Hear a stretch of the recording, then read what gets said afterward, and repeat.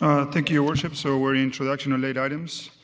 For the 9H rezoning application 357 for 2000 Allen Highway, we're going to add delegations for Michelle Delisle, Dean Gowdy, and we're removing delegations from Colleen Skipper and Ms.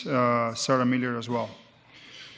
Also, under other business, we are introducing again the Councilor Thorpe notice of motion that Council directs staff to provide an update on the progress made on the Watson Governance Report recommendations. And in addition, last one is to move item 9I before 9H, Your Worship. 9I before 9H. And I believe Mr. Mayor has some other delegation that you want to bring up to the Island Highway? That's correct. I'd like to have Mr. Dan Brady as a delegation on the Brooks Landing liquor store application. Point in order here, Mr. Chairman. If I may. I'm sorry, sir, you can't make a point of order. I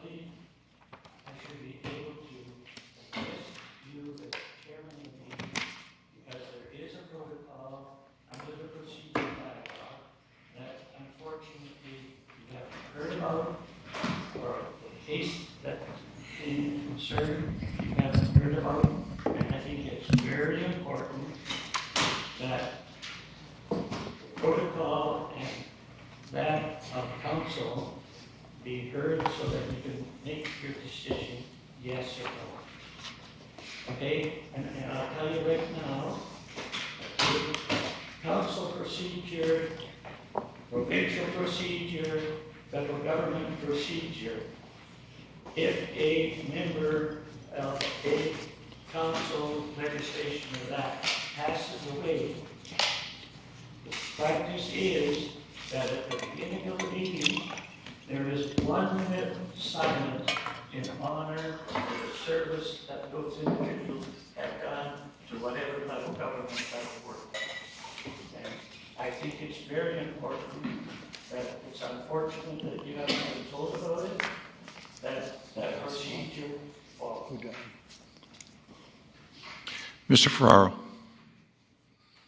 Your Worship, I'm not sure what the delegation is referring to. For your information,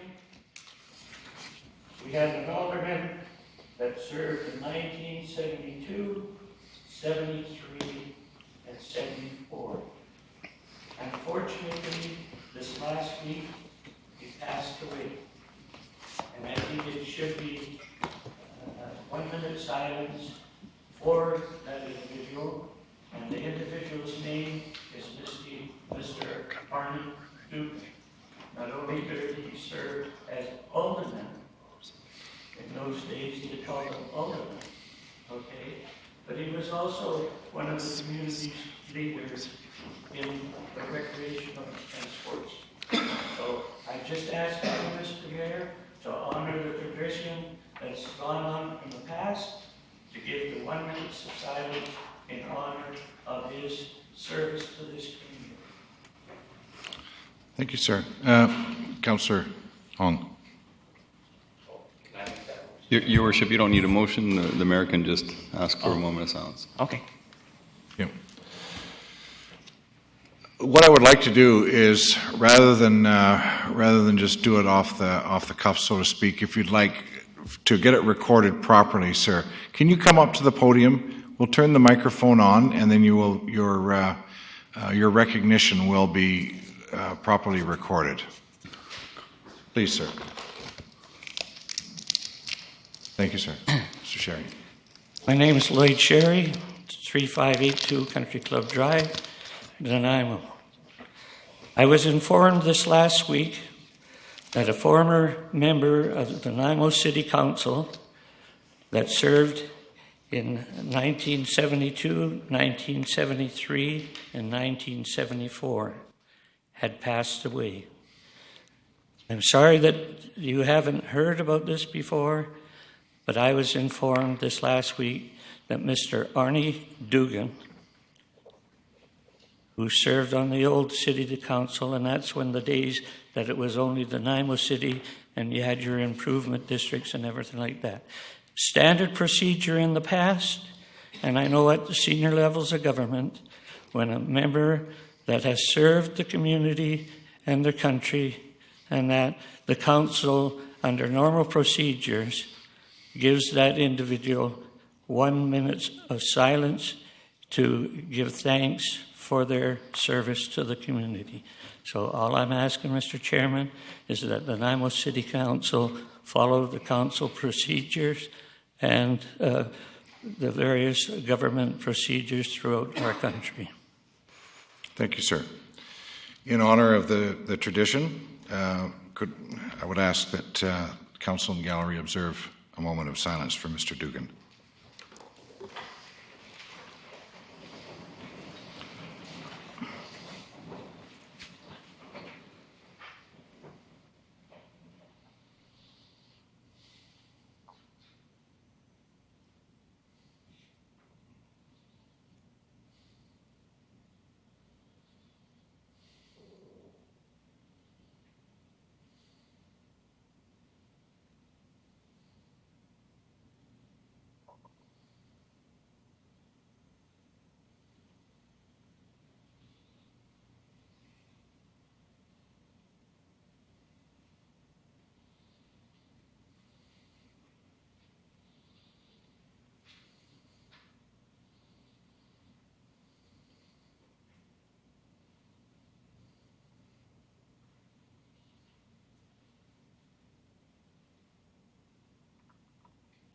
Thank you very much.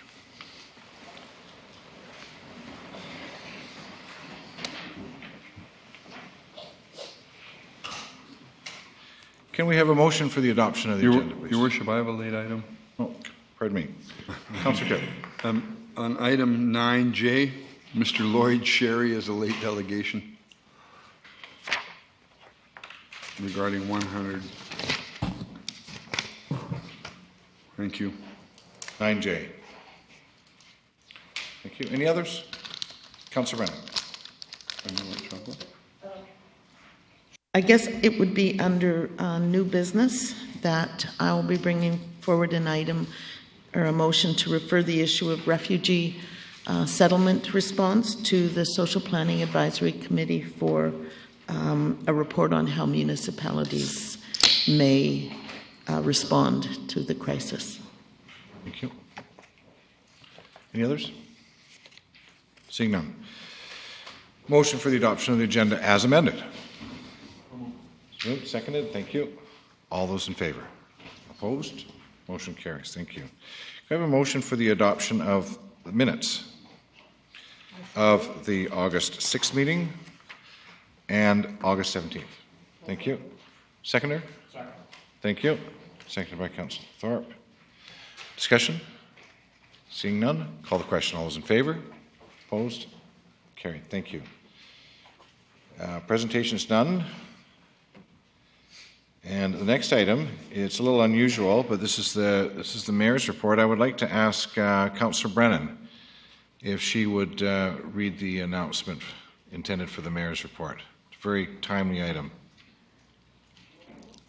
Your Worship, I'm going to have to find where I asked you to do that. Do you want to send me the email? Here it is. I'm along with Councillor Bill Beswick and I are on the Terminal Nickel Reimagined Committee, and we have been asked by that committee to use the mayor's report tonight to invite Nanaimo to enjoy us at the My Street event, to share your experience and priorities along Terminal and Nickel, and to explore possibilities for the future. That will be on Sunday, September 20th. You can drop in between 10 a.m. and 4 p.m., and the event will be primarily situated on the corner of Nickel and Grace. So we hope to see you there. Thank you very much. Next item, 9A, development permit number DP 915 at 555 Milton Street. The purpose is to obtain council authorization to issue a development permit for a 20-unit multiple family residential project And there's a staff recommendation on page 57. Can we have a mover on the recommendation? Thank you. Seconded by Councillor Kipp. Discussion? Seeing none, call the question. All those in favor? Opposed? Motion carries.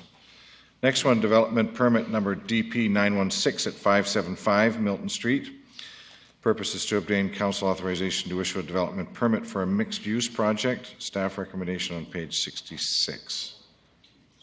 It's moved by Councillor Thorpe, seconded by Councillor Pratt. Discussion? Seeing none, call the question. All those in favor? Opposed? Carried. Next one, development permit DP 941, at 351 Harwell Drive and DP 942 at 355 Harwell Drive. The purpose is to obtain council authorization to issue 2 development permits for the construction of 2 single-family dwellings located on separate individual lots within the watercourse setback area. There is a staff recommendation on page 75. Do I have a mover? Moved by Councillor Pratt. Seconder? Councillor Yoakum. Thank you. Seconded. Discussion. Seeing none, call the question. All those in favor? Opposed? Motion carries. Next one is development permit number development variance permit DVP 263 at 121 Harewood Road, and the purpose is to obtain council authorization to permit a lot frontage variance in order to facilitate a 2-lot subdivision of the existing parcel.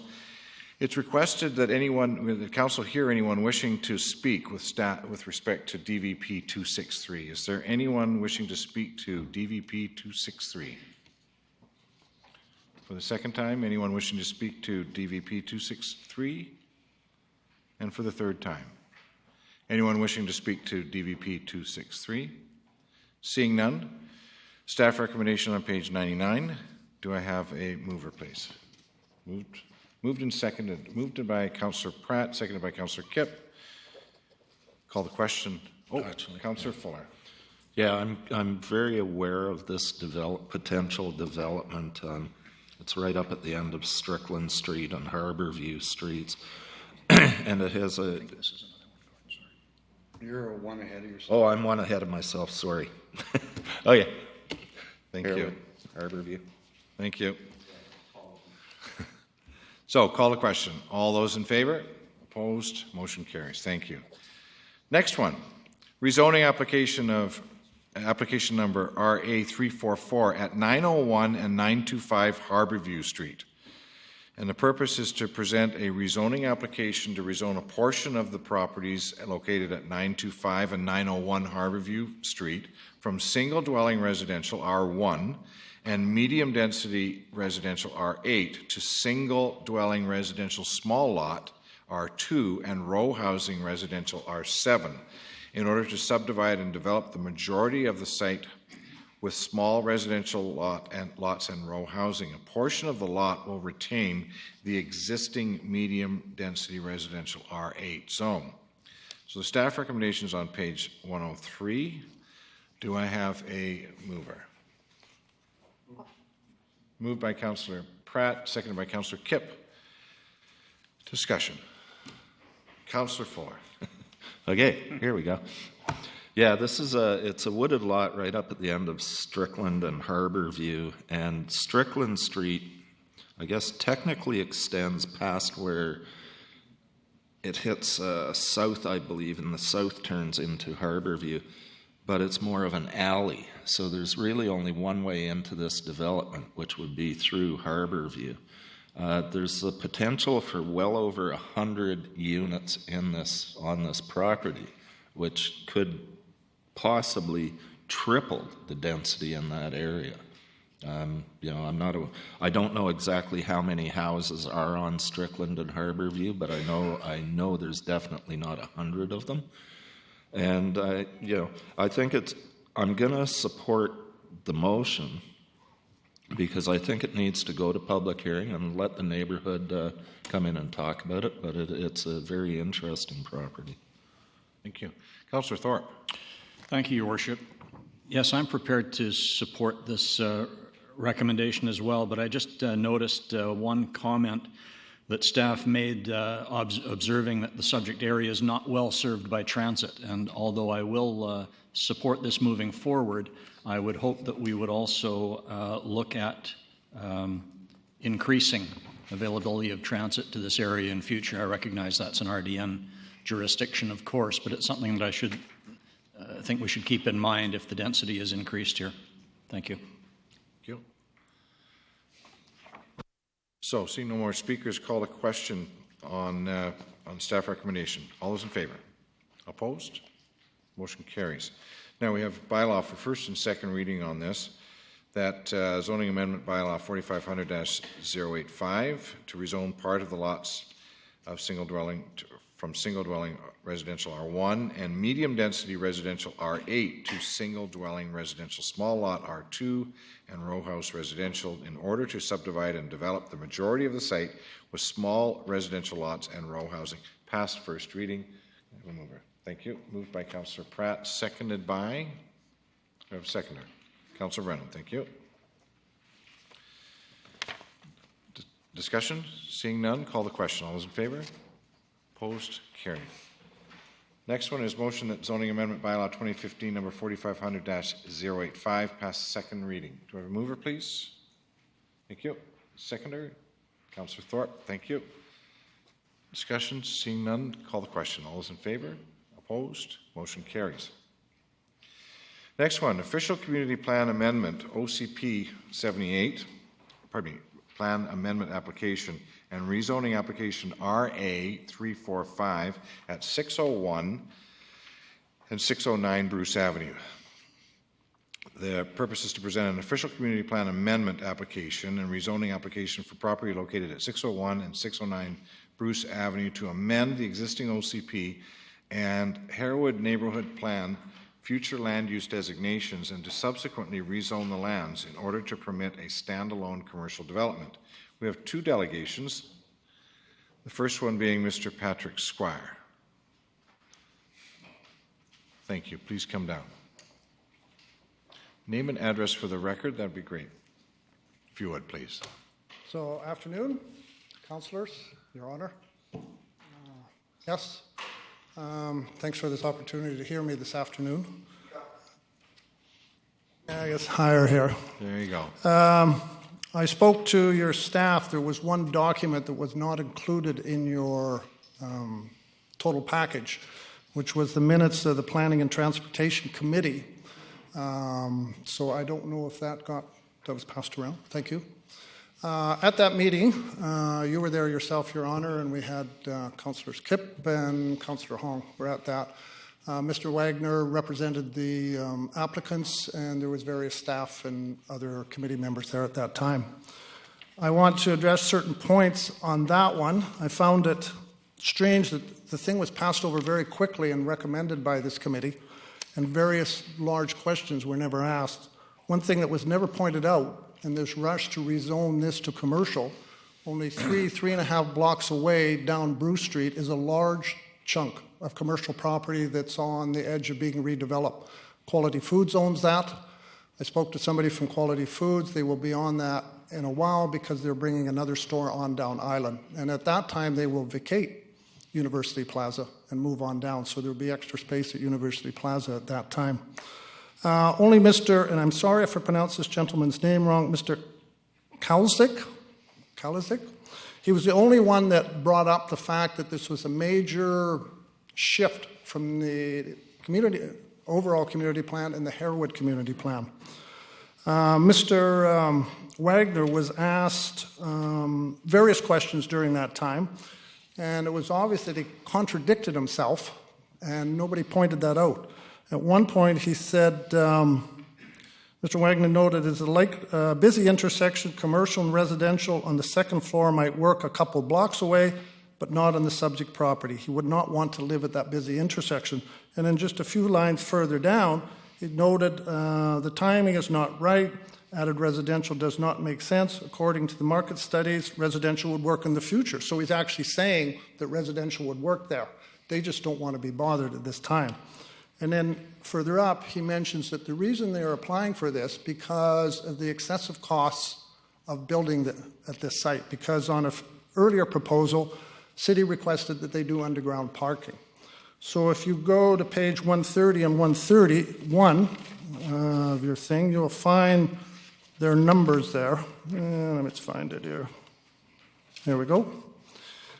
They're claiming at that site, and you see the second item down on page 130, that a 900 square foot unit would cost $360,000 and change.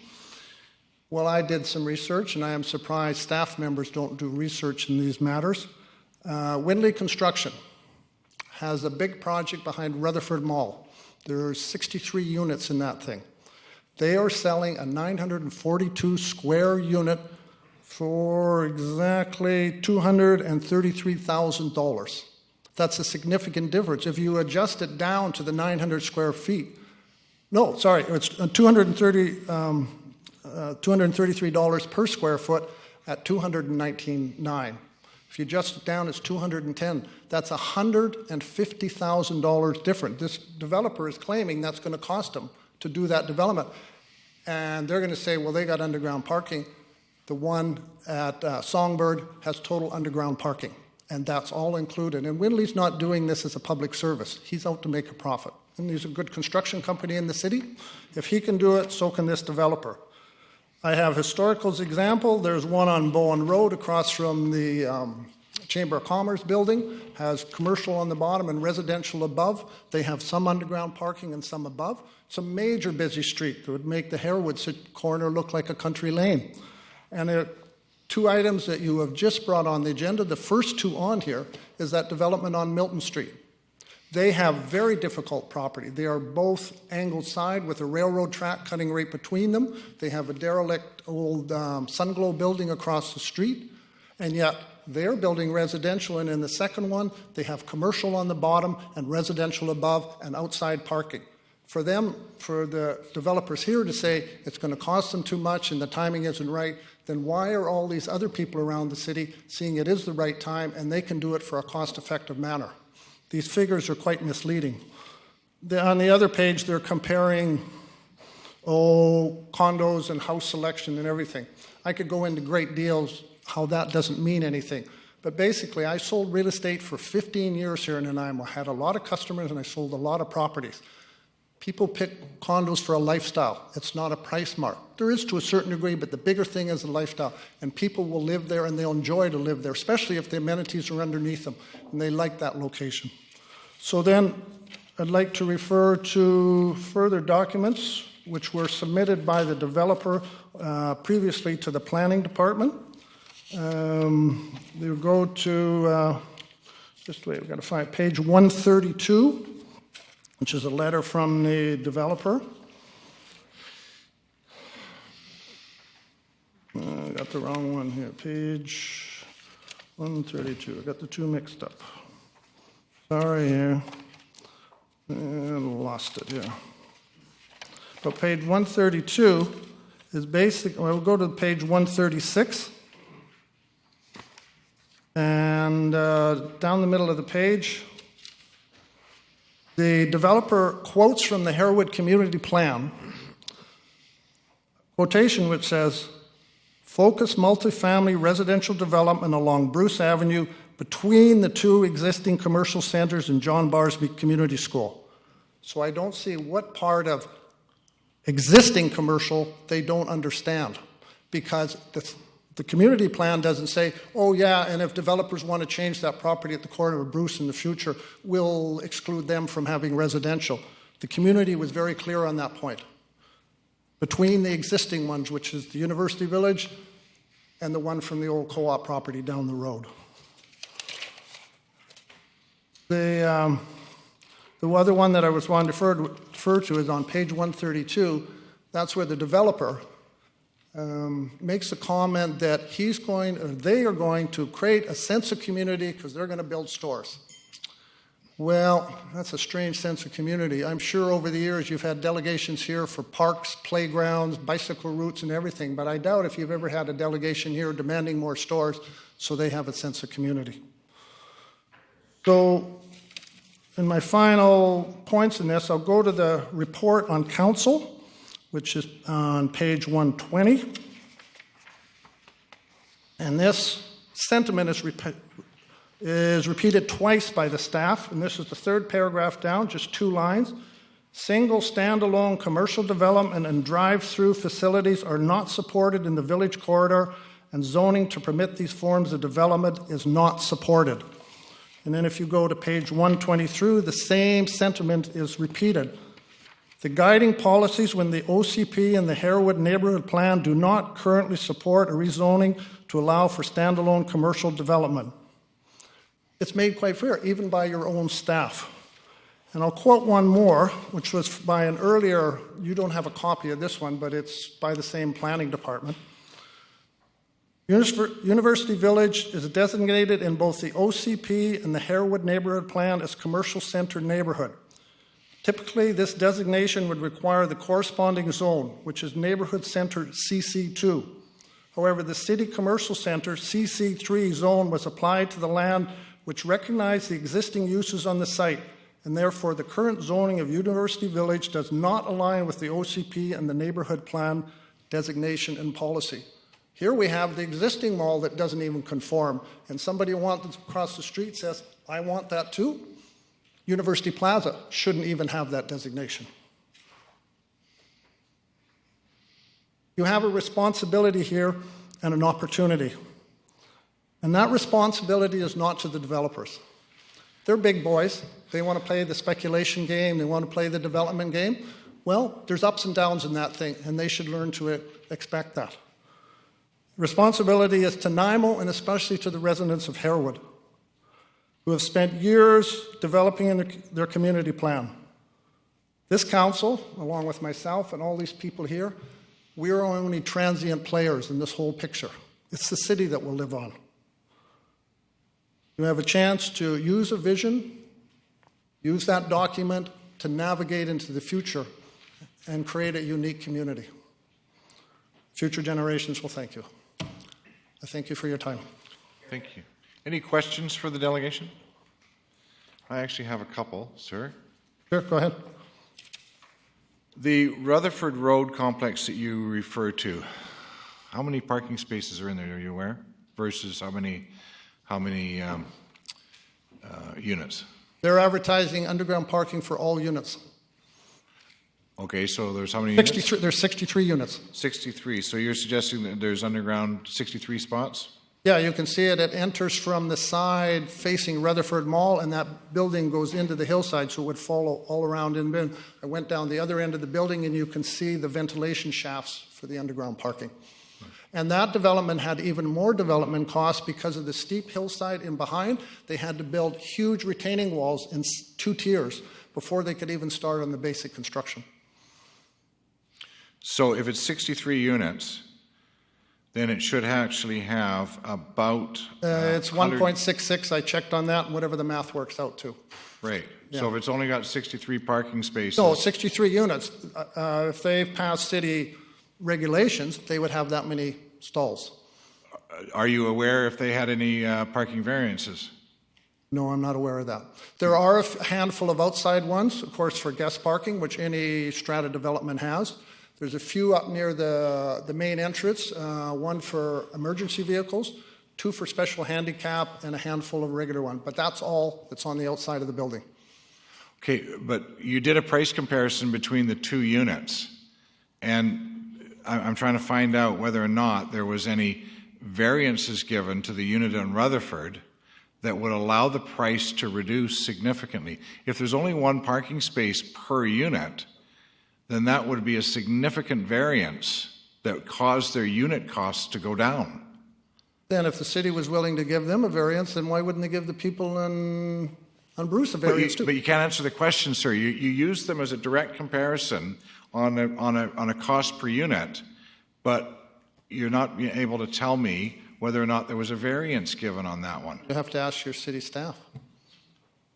Well, no, but then we can't reasonably use the comparisons that you made on your pricing. Why not? Even if there wasn't underground parking, the difference in price is $150,000 per unit. Do they want us to believe it's going to cost $150,000 per unit to create those parking spaces? I don't think so. Well, we don't know the development challenges of the two comparable buildings. That's the challenge. The one down there has less challenges because of the Well, terrain. no, Fifth and Bruce, if you're suggesting that underground would be virtually nothing or it'd be very cheap to do, all the contemplation I'd ever seen there was commercial, residential above, with underground having to be dug out to be built. Yeah. The one you refer to up on Rutherford wasn't dug out. The building was built atop.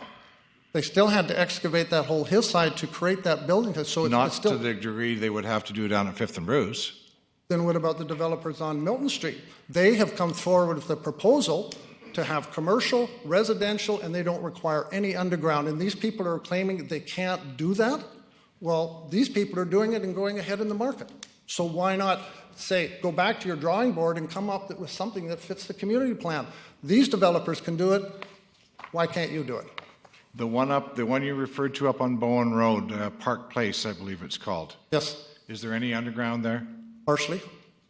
Underground? Yeah, under the whole building. And that's sold... In a carport style or underground? Total underground. Because when you come in, total underground. Thank you. That was marketed when I was working with Coast Realty, and it sold very well. The one on Milton Street, which is about a block from the police station there, has a well-designed with the setback residence on the top, total outside parking, and it has lawyers and accountants and acupuncture and everything, good services for a community that could be used in Harewood. They're able to develop it, same as the people on Milton Street. If they're capable of it, these people should be. They just want to maximize their profit line, and that's not the responsibility of the city council. It's to help guide the city and look at what the people wish, because they spent a lot of time developing that plan. One final question, and that was on on the fact that QF will be moving at some point in the future. Are you aware of what might be going into its current space?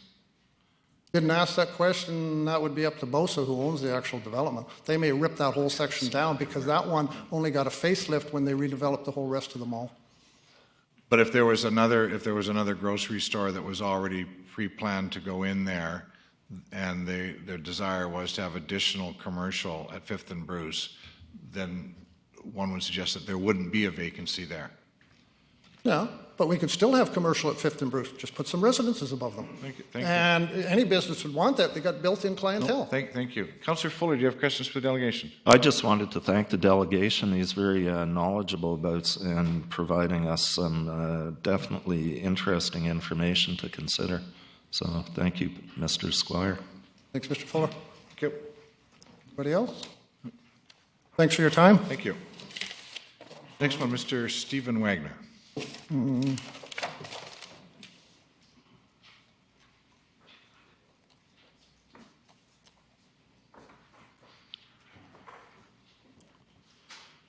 Good afternoon. My name is Rick Jones. I'm principal with Urban Design Group Architects. This is Steve Wagner, who's the project architect on Bruce Street. We also have Wayne Gibson, who is with Adept Transportation Solution, who's here to answer any questions there might be in regard to traffic and transportation. So our firm has been working with the owner as well as the City Planning and Engineering Department for about 2.5 years now on this site. Although we are requesting an OCP and zoning change, we have been able to maintain many of the goals set out in the corridor zoning, such as designing a project that provides for the buildings fronting directly onto streets with wide sidewalks, parking located behind the buildings and screened from the streets, public spaces or plazas with seating, hard landscaping, and artwork connecting both the interior and the exterior of the site, and an increase in building height to give the form and character of a higher complex.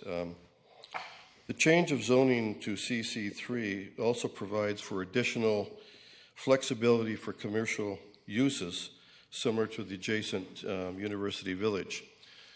We've had a lot of interest since the University Village has 100% full. Other retail tenants that really want to locate in this particular area due to the success of the University Village. So there's a lot of other details, and I'll let Stephen provide you with that information, and if there's any questions at all, I'll be more than happy to answer them. Thank you, sir. Good evening, everyone.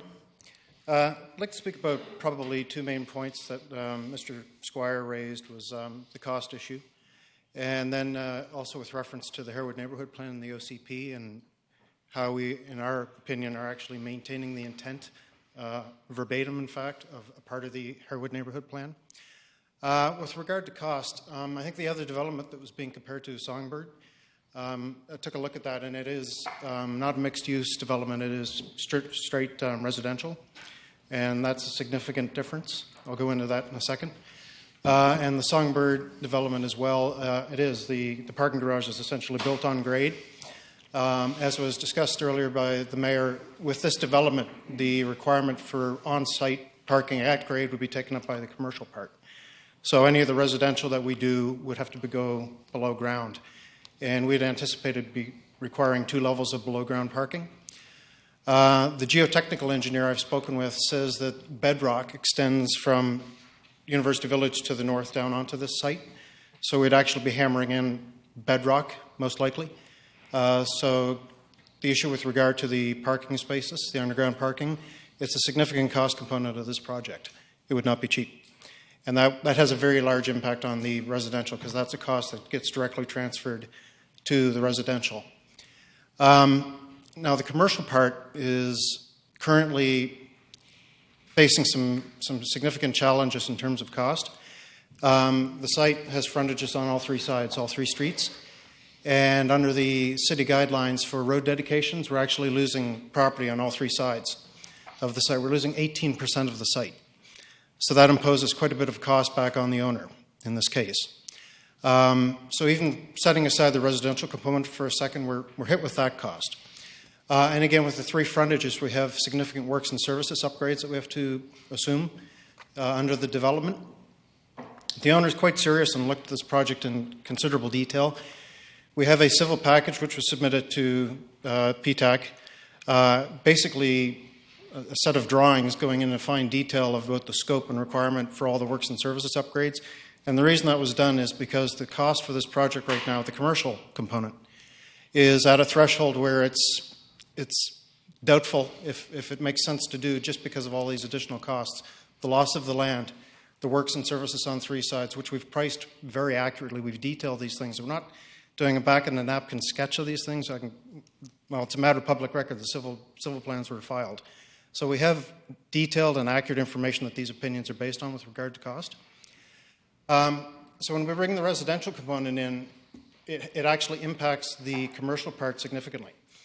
And the reason it does that and why we didn't see that with the Songbird development is you need to maintain a fire separation between the uses of commercial on the bottom and the residential above. And it's a 2-hour enhanced fire separation. Translated out means you need to construct the commercial part in concrete. Right now we have pricing factoring all of the works and services and such predicated on wood frame. To do it in concrete is quite a bit more expensive, and it's required if you have the residential part on top. So taking the residential on board with this development, you add this additional cost to the commercial part, and it starts to tip it over an edge where it really doesn't make sense to do. Now, with regard to the Harewood Neighborhood Plan, Mr. Squire mentioned how residential shall be introduced between the commercial nodes to the intersections, and that is true. But there's another part of the Harewood Neighborhood Plan that I think is even more relevant in this case. And the reason that is it speaks to this precise intersection. It's not a general statement of policy. It actually talks to, effectively, our applicant site as well as the other 2 parts of this intersection. And page 52 of the Harewood Neighborhood Plan reads, this is one of the key intents of the plan, to build on and complement the existing commercial center at Bruce Avenue and 5th Street by concentrating additional commercial uses around this intersection. Full stop. That's verbatim. So the Harewood Neighborhood Plan has identified this intersection and therefore this site as an area where additional commercial development has been defined as a goal of the Harewood Neighborhood Plan. And in that sense, we are perfectly aligned with its goals and intents.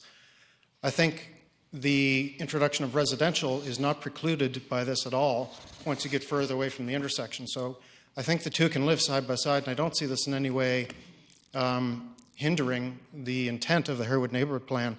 And indeed, in that clause right there, we're very much following the letter of one of its stated goals. So in that sense, I think the application is very much aligned with city policy. Thank you. Thank you. Any questions? Councillor Thorpe. Yes, thank you, Your Worship. Through you to the delegation, thank you for your information. I'm curious to know, to this point, what conversations you've had with the people in that neighborhood. We actually have a community coordinator who is present this evening, who has gone around in two blocks back from the site, house to house, speaking with people, presenting with visuals in a detailed manner, the application, discussing with them what it would be. And they've also met with people over at University Village in the mall, coming in who would be, obviously people using this development as well. So they spoke with the residents as well as the commercial people who'd be using this. And the reception has been overwhelmingly favorable by the numbers it has. Thank you. Councillor Yoakum. Thank you, Your Worship. I don't know if you're privy to answer this. I'm not prying for any too much details, but the previous delegation stated about the grocery store people possibly moving, or they may be. I'm not sure, but if they do move, is that a concern to your ownership group? No, not that I've heard from them. No, I mean I don't know any firm plans with regard to that. I've heard of it, but I don't know of any concrete plans. Okay, thank you. Thank you. I wonder if I could possibly ask Mr. Jones to come back up to the podium. I think so.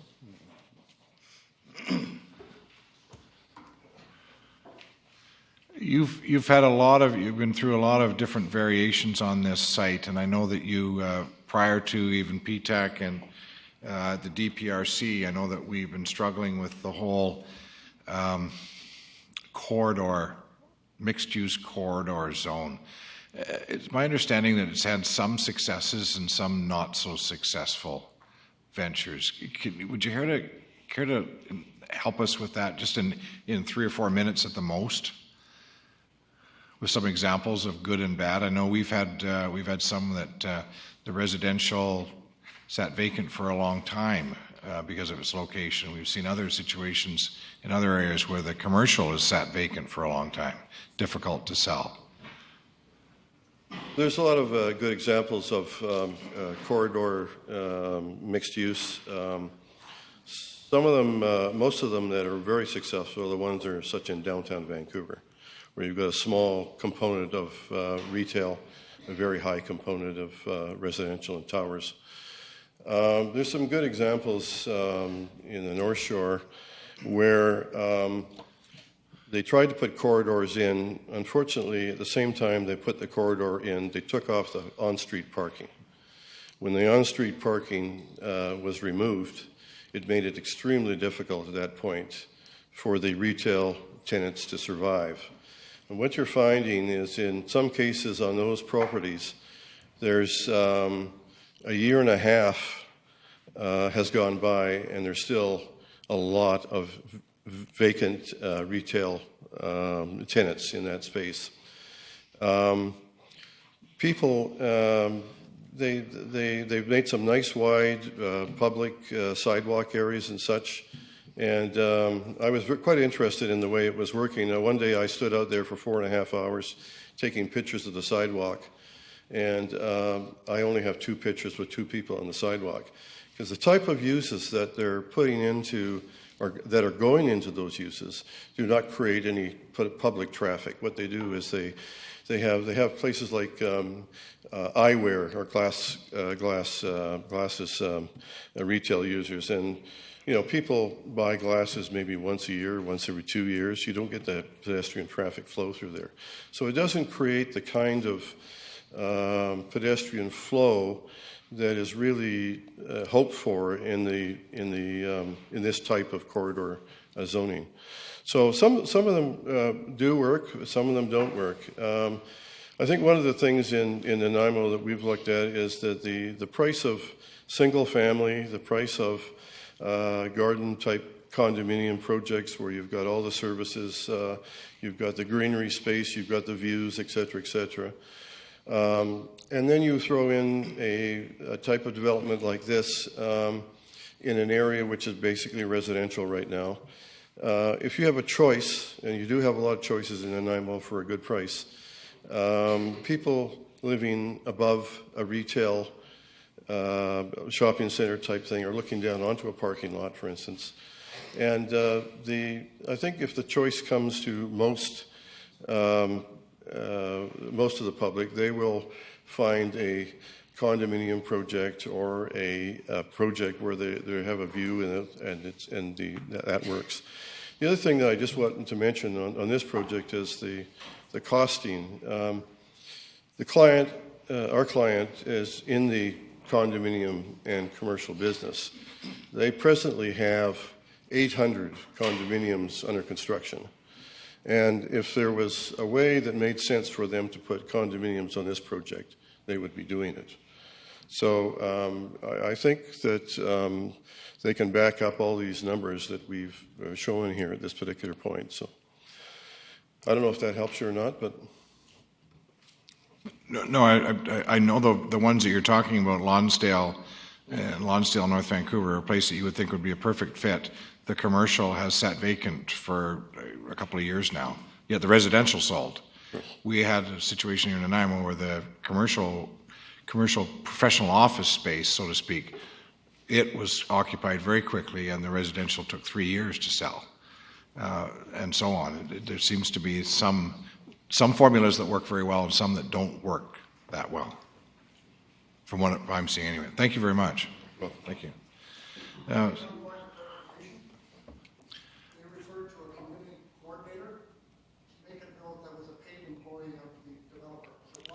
Thank you, sir. Thank you.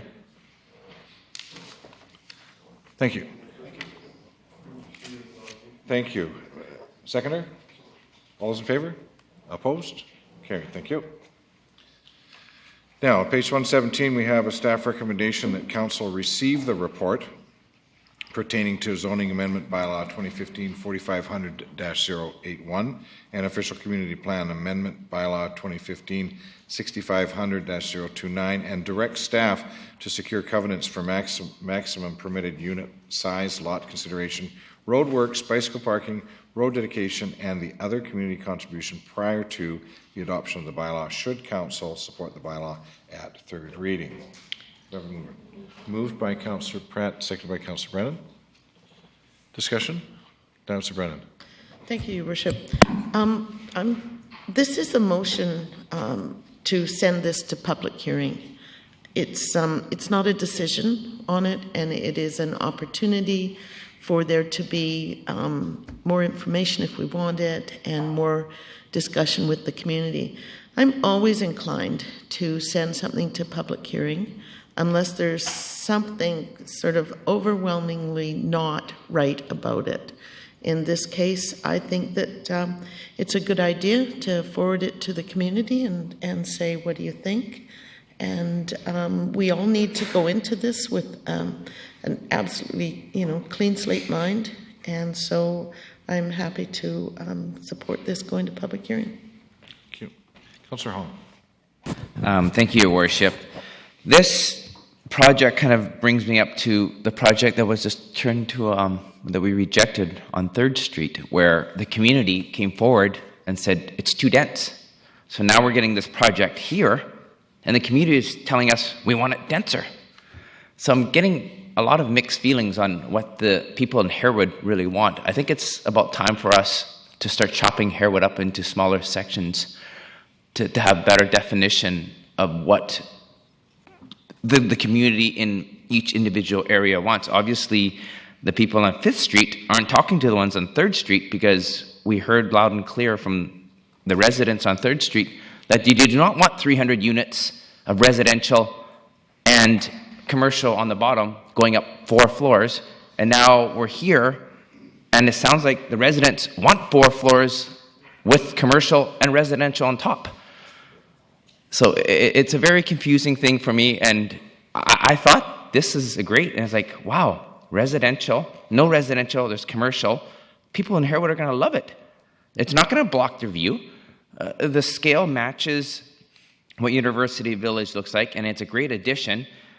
I've been dying for a Tim Hortons drive-through in that area for a long time.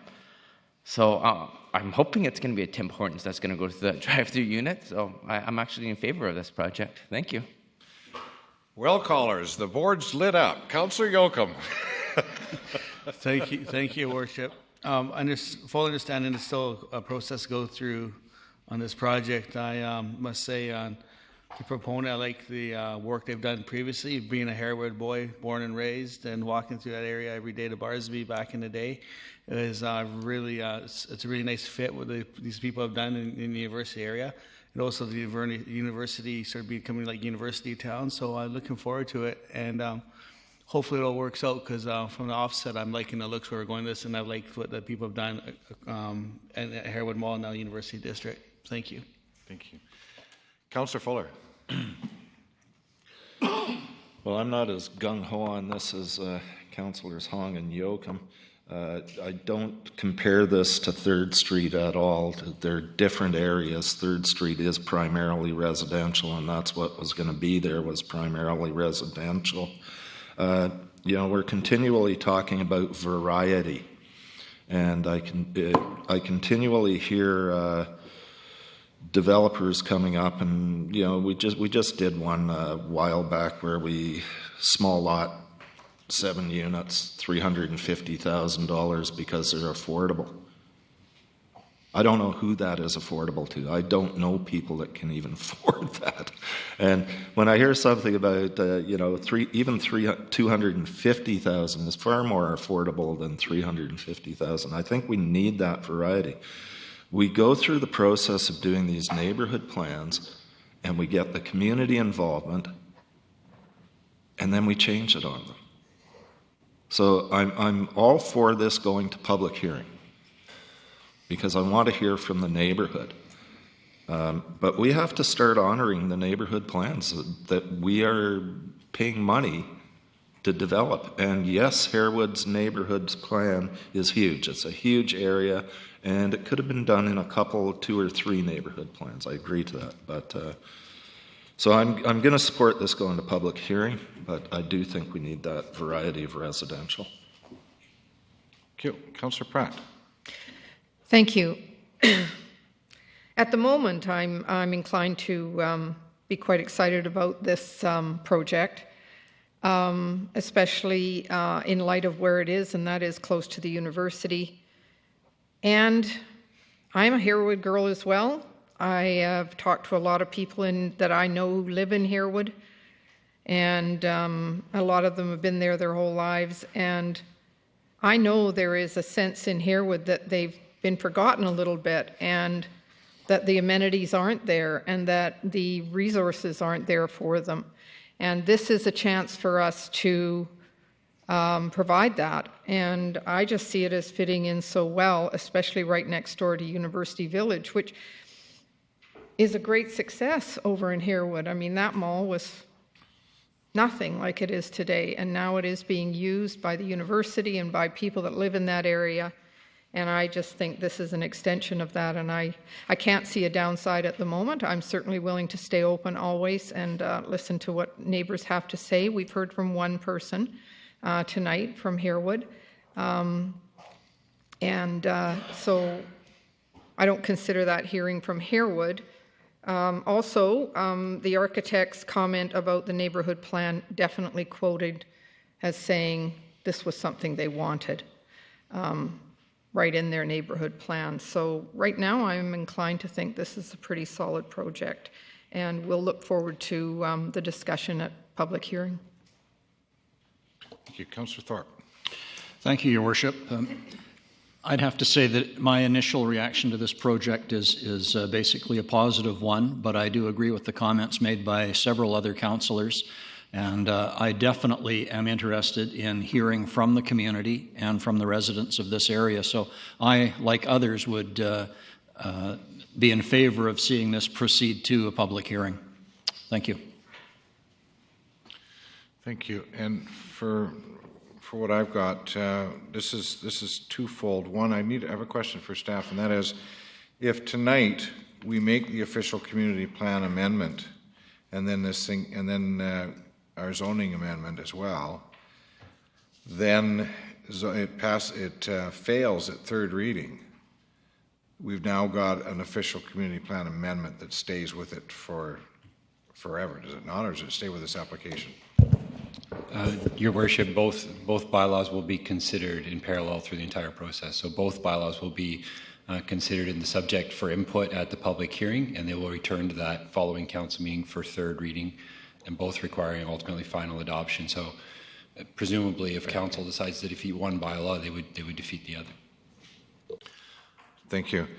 For my part, this is really difficult, and we're going to have to face it, in my view, a lot more over the coming years, and that is densification within the community, and the fact that the community has spoken quite clearly that when they develop the official community plan, there's going to be increases in density. That Nanaimo is one of the lowest densities on all of Vancouver Island, and if you compare us with Saanich, for example, we're at 9 units per hectare, and Saanich is 16. We've got some new targets that we've set.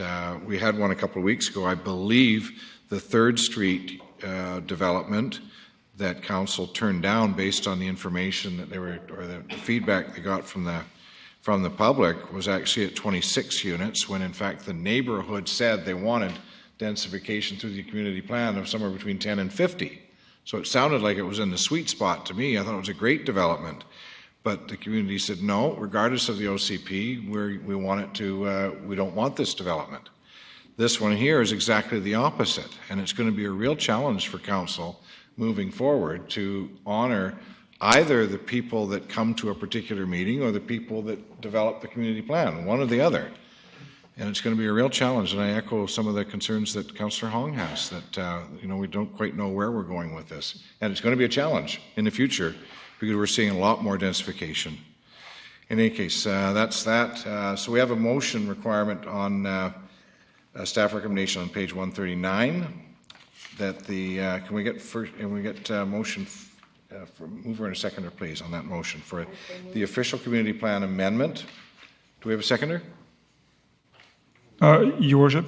Pardon? You got to deal with item number 1 and 2 first. Oh, pardon me. And mover and seconder on item 1 and 2, please.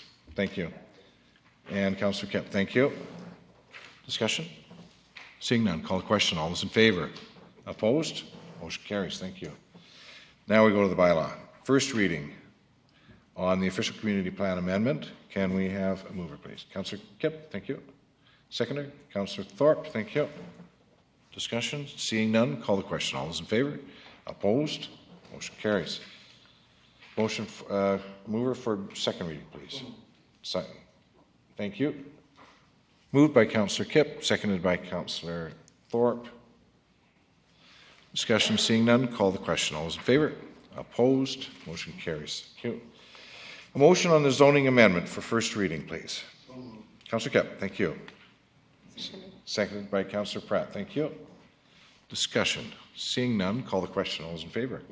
Opposed? Motion carries. Thank you. And for second reading. Thank you. Thank you. Moved by Councillor Kipp and seconded by Councillor Pratt. Seeing no discussion, call the question. All those in favor? Opposed? Carried. Thank you. There we go. Next item. Rezoning application at 2392 Barclay Road. And that's application number RA 355. The purpose is to present a rezoning application for property located at 2392 Barclay Road to rezone the subject property from single-dwelling residential R1 to single-dwelling residential small lot R2 in order to facilitate subdivision of the property. There's a staff recommendation on page 143 that Council receive the report and direct staff to secure the community contribution. Can I have a mover for those, please? Moved by Councillor Pratt. Councillor Brennan, second. Thank you. Discussion. Seeing none, call the question. All those in favor? Opposed? Motion carries. Thank you. And on the bylaw, that zoning amendment bylaw 4500-083 passed first reading. First, Councillor Pratt. Councillor Kipp is seconded. Thank you. Discussion. Seeing none, call the question. All those in favor? Opposed? Motion carries. And for second reading, Councillor Pratt. Councillor Kipp, thank you. Discussion. Seeing none, call the question. All those in favor? Opposed? Carried. Thank you. Rezoning application number RA357, Unit 20. Your Worship, if you could please move the item I before H, so we deal next with the wine and grocery stores item. Thank you very much. And that's on the delegation. So that's the first one being wine and grocery stores. And there's a delegation on that. Mr. Dave Stewart and Mr. Dale Lindsay. Thank you, Your Worship. We just thought it would be timely to move up our presentation. Certainly, the rules around liquor licensing and regulation from the province have been certainly an evolving landscape over the last 10 years. And most recently, in the last few months, the province has released a whole series of recommendations around the licensing in BC. So we thought it was an appropriate time to come forward this evening, just give you a little update on the regulations and focusing a little bit on the ones that we think impact local government the most. Like I said, you have two applications on here this evening related to liquor distribution, so we thought now would be a good time to come forward.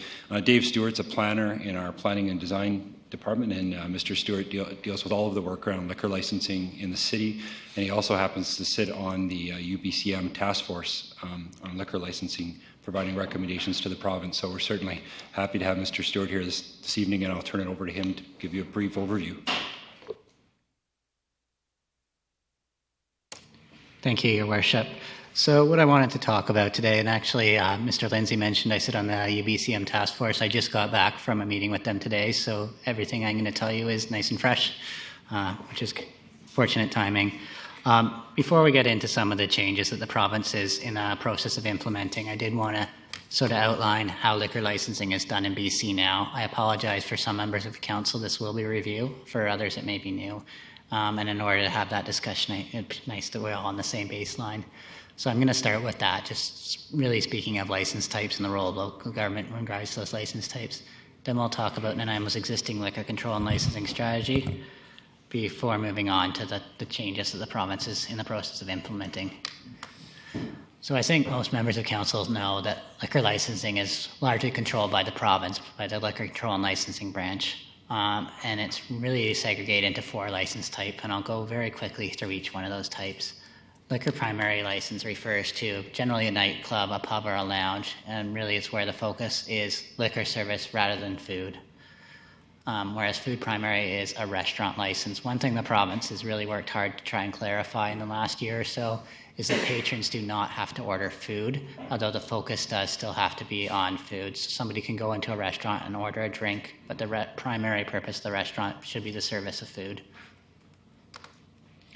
And next is licensed retail stores, and I know this is one that, as Mr. Lindsay said, is on council's agenda tonight to talk about the evolution of licensed retail stores and liquor stores in general in the province. Currently, there's 2 models. There's a government liquor store and the licensed non-government retail store with a 1-kilometer buffer between all stores, whether government or non-government. And then finally, special occasion licenses. This simply refers to temporary event licenses. Previously, local governments have had a fairly significant role in the approval of special occasion licenses. That's changed slightly with the province's changes that they're rolling out. Now those special occasion licenses are approved online. RCMP comment is generally required for larger events. Local government comment's not required, but we are informed. So in terms of liquor primary license, this is where council will see the bulk of the applications. Local government's required for a new liquor primary license. We recently had one on 75 Front Street, for example, an extension of hours of liquor service. So if somebody wants to serve either earlier or later, local government comment is asked, as well as an increase in person capacity or the addition of a patio. In terms of restaurant licenses, local government's only commenting on it if the food primary license holder wishes to serve past midnight or allow karaoke or dancing. In regards to licensed retail stores, so liquor stores, local government's not directly involved in commenting to the province, but we do have involvement through our zoning powers. In Nanaimo, we require site-specific rezoning approval for liquor retail stores. That's fairly common throughout the province. Rezoning in Nanaimo is based on our liquor control strategy, which includes rezoning criteria, which we'll talk about later on. Which brings me to Nanaimo. So last time the province made major changes was back in 2002. In response to that, Council adopted 23 recommendations, and all but one of those has been adopted, and we'll talk about the one that hasn't. And that's regarding licensed retail stores. So the Nielsen Welch recommendation, our consultant that we hired, recommended that the Council not approve any additional liquor retail stores. Instead, Council chose to establish a rezoning criteria to evaluate liquor store rezoning applications. I should mention the province also has a moratorium on new liquor stores that was briefly lifted back in this period, so that's when we saw a whole bunch of new liquor retail stores come in during the early 2003 period. In terms of licensed retail stores, so there's both the rezoning criteria I referred to earlier and the provincial criteria. Very quickly, the rezoning criteria was adopted in 2003 and includes criteria involving distance from schools, location near a major road, and the size of retail stores being consistent with other retail stores in the area. In addition to that, the province also has their 1 kilometer buffer that was recently changed in 2010 from a 500-meter buffer, and more recently, within the last year, as I mentioned earlier, it now involves government liquor stores. The other major provincial change in 2009 is licensed retail stores no longer has to be tied to a nightclub or a pub. Previously, you needed to own a pub in order to permit retail store, have a licensed retail store. So, on to the changes. So, in early January of last year, or late January of last year, the province announced 73 recommendations that came out of what's called the YAP report, or the Liquor Control Report. Of those 73 recommendations, the province has already implemented 35 of those, so they're about halfway there. And I learned today their goal to get all 73 changes implemented is 2007. So they're well on their way. Some of the major changes include happy hour pricing, so now a food primary or a liquor primary can advertise drink specials for a set period of time. With that came a minimum drink bylaw throughout the province, and Nanaimo previously had our own minimum drink bylaw. We've actually abandoned that because the provincial minimum drink bylaw was largely based on ours. There was no need for it. Minors and pubs is another major one, although local government involvement isn't really required here, but it obviously impacts everyone. And what that is minors are now allowed in liquor primaries up till 10 p.m. at night. There is an application process, but again, local government is not asked to comment on those. Off-site tastings and sales for manufacturers. So a manufacturer, say a wine store or a brewery, can now have a store somewhere else, like a downtown store. And that has some potential zoning implications that the city needs to consider. Same with liquor sales at farmers markets and during a special occasion event. Of the recommendations on the slide before you, the only one that hasn't been adopted yet is food primary nightclub endorsement. What that refers to is a restaurant, say a club restaurant or any restaurant, can change their license over after, say, 10 p.m. to a liquor primary license where the focus is no longer on food, but on liquor primary. Minors would be asked to leave, and that's something that, again, the province is working on implementing policy, but there will be a role for local government for sure, and that they've assured us. And finally, I will spend some time talking about liquor and grocery stores because I know that's the focus of Council's agenda tonight. So under the YAP report's recommendations, there's two ways to potentially purchase liquor in grocery stores. The first is wine on the shelves at grocery stores. That refers to BC wine, cider, and sake may be sold on grocery store shelves. And there's basically 3 different license types that an individual could purchase to get these. The first is through Bill 22, which was recently adopted by the province. An auction will be held within the next couple of months to sell a wine license, and there'll only be about a dozen of those for available. There are about roughly 33 existing wine licenses that a store could purchase right now from an existing wine license holder, and move that to shelves. Again, they would be limited to BC wine. The first is BC VQA licenses, and there's about 21 of those, and they would be limited to BC VQA wines. The other is independent wine stores. There's some of those throughout the province. Right now, they could sell wine from anywhere in the region, anywhere in the world, if they were to be on grocery store shelves. However, they'd be limited to BC wines. The 1 kilometer buffer does not apply to these stores. They're not considered a licensed retail store by the province, so some of those rules don't apply. The other model is what the government refers to as the province refers to as a store within a store, and that's a full licensed retail store incorporated within a grocery store. It would involve a separate cashier, and it would have a separate business license. The 1 kilometer buffer does apply here. One change is, though, that you could do one cart shopping. So if you're buying your groceries, you can bring your grocery cart into the grocery store and purchase your booze at a separate cashier there.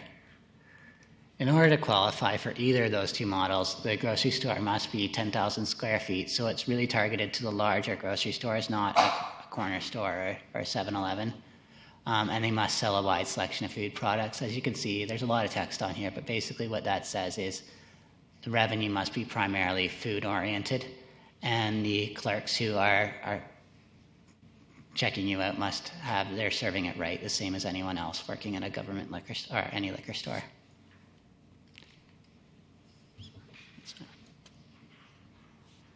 Are there any questions? I have a question for you. The one was the happy hour harmonization. So we actually had a happy hour drink pricing that's now been adopted by the province. Your Worship, the city had a minimum drink price bylaw, so I believe it was $3.50 for a pint of beer, and that would be regardless of the hour. But liquor primary holders could not charge less than the city's minimum drink price bylaw. The province brought in their own minimum drink price bylaw in conjunction with the happy hour regulations that matched ours. So we brought a report forward about 6 months ago, I believe, to remove the minimum drink price bylaw. Right, in an effort to harmonize. That's correct. Thank you. So it's my understanding that that a lot of this, particularly with the fact that you've got you can't have a corner store and sell wine at a corner store. Is the intent of this language. It had to be a much larger store. That's correct. So is it my understanding that one of the reasons why this whole process was adopted was to try and create new opportunity for some of the wineries to be able to, so for example, if Save-On Foods, for example, decides they're going to put, let's say, a dozen stores in BC that are going to have wine on the shelves of this nature, that they would be able to, they would pre-order a significant amount from certain wineries that would allow those wineries to actually expand and grow their business? Your Worship, I certainly believe one of the reasons the province has implemented this is to promote local wine, cider, and sake products. Yes. Certainly, it's very clear that it is limited to BC products only. The grapes have to be grown in BC, and the bottles have to be wine has to be manufactured in BC, for lack of a better word. Thank you. Councillor Fuller, or pardon me, Councillor Pratt, pardon me. Thank you. My question is around the number of licenses, and you mentioned different, and I was just a bit confused over how many licenses there are going to be in the province when all the dust settles. Yeah, that's fair. I was confused as well, so I contacted the province to clarify. Right now, there are 60 wine licenses in the province. Of those 60, 33 could be applied to wine on grocery store shelves. And those were the VQA licenses and the independent wine store licenses I spoke about earlier. So there's 33 existing. What the province is also planning on doing is hosting an auction for additional wine licenses. So that'll be an additional to the 33. And the word is less than a dozen, is what the general manager is saying at this point. We're looking at about 45. Roughly. And the other part of that is those 33 on the shelves of grocery stores, that could either be a store within a store or on the shelves, either way. That is correct, Your Worship, through the Councillor Pratt. But these licenses are specific wine licenses for wine on a shelf. Store within a store, there's about, I think, roughly 600, I may have my numbers off there, but 600 licensed retail stores in the province. That's a different than that would be the store within a store model. They would have to go through a different process, however, and different regulations. Okay, so this is strictly the ones on the shelf. Yeah, the 45, or the 33 existing licenses right now, are for wine on a shelf. Okay, so that's the whole province. So if Nanaimo had one, that would probably be about all we'd get if you're looking at the number of communities in the province. And a lot of communities won't get anything. Thank you. Your Worship, maybe I can just add to what Mr. Stewart was saying in response to Councillor Pratt. I mean, I think what's important to note is these are the rules coming from the province, and the province is deciding how many licenses are available today. Mm-hmm. That number could change tomorrow. They could decide to open up and allow for new licenses for auctions, for example, just like they did in 2002, where they opened up the moratorium, and at that time we had very few private liquor stores in town, and overnight they opened it up, and all of a sudden we had the opportunity for many more that put us down this path. So I just want to remind everybody it's no guarantee for the future. That's all. Thank you. Councillor Fuller. I had one question answered there. My other question is, when was Nanaimo's liquor control strategy developed? Because it had to have been well over a decade ago. Yeah, Your Worship, through the Councillor Fuller, it was developed in 2003, and that was in response to the 2002 provincial license changes at the time. So that was the last time the province made major changes to liquor control and licensing. So it seems to me that this is in need of revisiting and updating or upgrading at some point, and I would love to see this happen before I make any more decisions on where liquor stores are going, transferring licenses here, there, wine in grocery stores. I don't drink now, but I used to, and I'm not totally against drinking. But I think we really need to revisit the liquor control strategy. No doubt it's somewhat of a moving target. Councillor Brennan. Thank you, Your Worship. The staff recommendation is that Council provide direction to clarify the sale of BC wine, cider, and sake. You want us to clarify that those three things are permitted. That's what if we passed your recommendation, that's what we would be doing, permitting just BC sales, BC wines and sake. And Your Worship, maybe I'll start and Mr. Stewart can jump in. But primarily what we're looking at is the province has taken steps through the modernization of their licensing to remove barriers, remove red tape to allow what they're saying, these are their words, to allow limited sales in grocery stores. The scale that they've outlined, and Mr. Stewart outlined for you this evening, and the large stores on limited amounts, in our opinion, that could be interpreted to be an ancillary or accessory use in a grocery store. It's not a major component of a grocery store. So if you think much like, for example, say a pharmacy in a grocery store, it's an accepted ancillary use. So without any changes, that's the approach staff would take.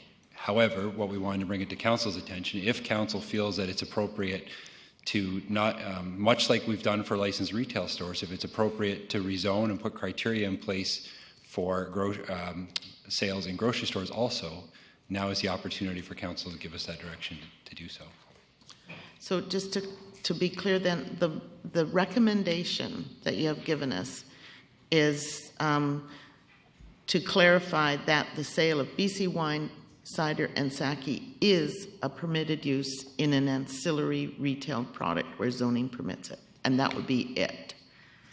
It wouldn't be opening it up to that other license that allows any alcohol. This would be very targeted to BC product. That is correct, and it would only be applicable to the grocery stores that met that criteria, the over 10,000 square feet.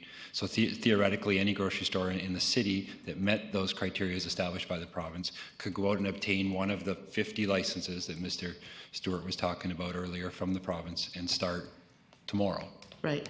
And what does ancillary mean? And does that, how do you measure that? And square footage, or how do you do that? I wish I had a nice, clean answer for you. Ancillary or accessory, in our minds, we look at the volume of sales and we look at the floor area. So if it was an overall minor component, and we're going based again on what the province is telling us the criteria they're going to put in place, we believe that would be an accessory use. Yeah, I think the province sort of addresses that, Your Worship, as well. With so the province states that 70% must be food sales from the grocery store, or 50% when you total in the liquor sales. So that's the province is sort of defining ancillary for us, and they'll regulate that side of things as well. Just one more question to follow up on that. I wasn't clear on what you were saying, that the province is wanting to define ancillary as 50%? So you used 50% for some purpose. I don't know what it was. Yeah, sorry, I'll just grab my slide here. So basically what the province says is at least 70% of retail sales must come from food products. However, after the addition of liquor retail, food products must continue to account for at least 50% of the total sales revenue. So I don't know if that would that so then that would apply if we pass this recommendation, we would be approving up to grocery stores with up to 50% of their sales being alcohol. Wine, yeah. Well, I always think it is. Well, it has the same effect. At least it does on me. I don't know.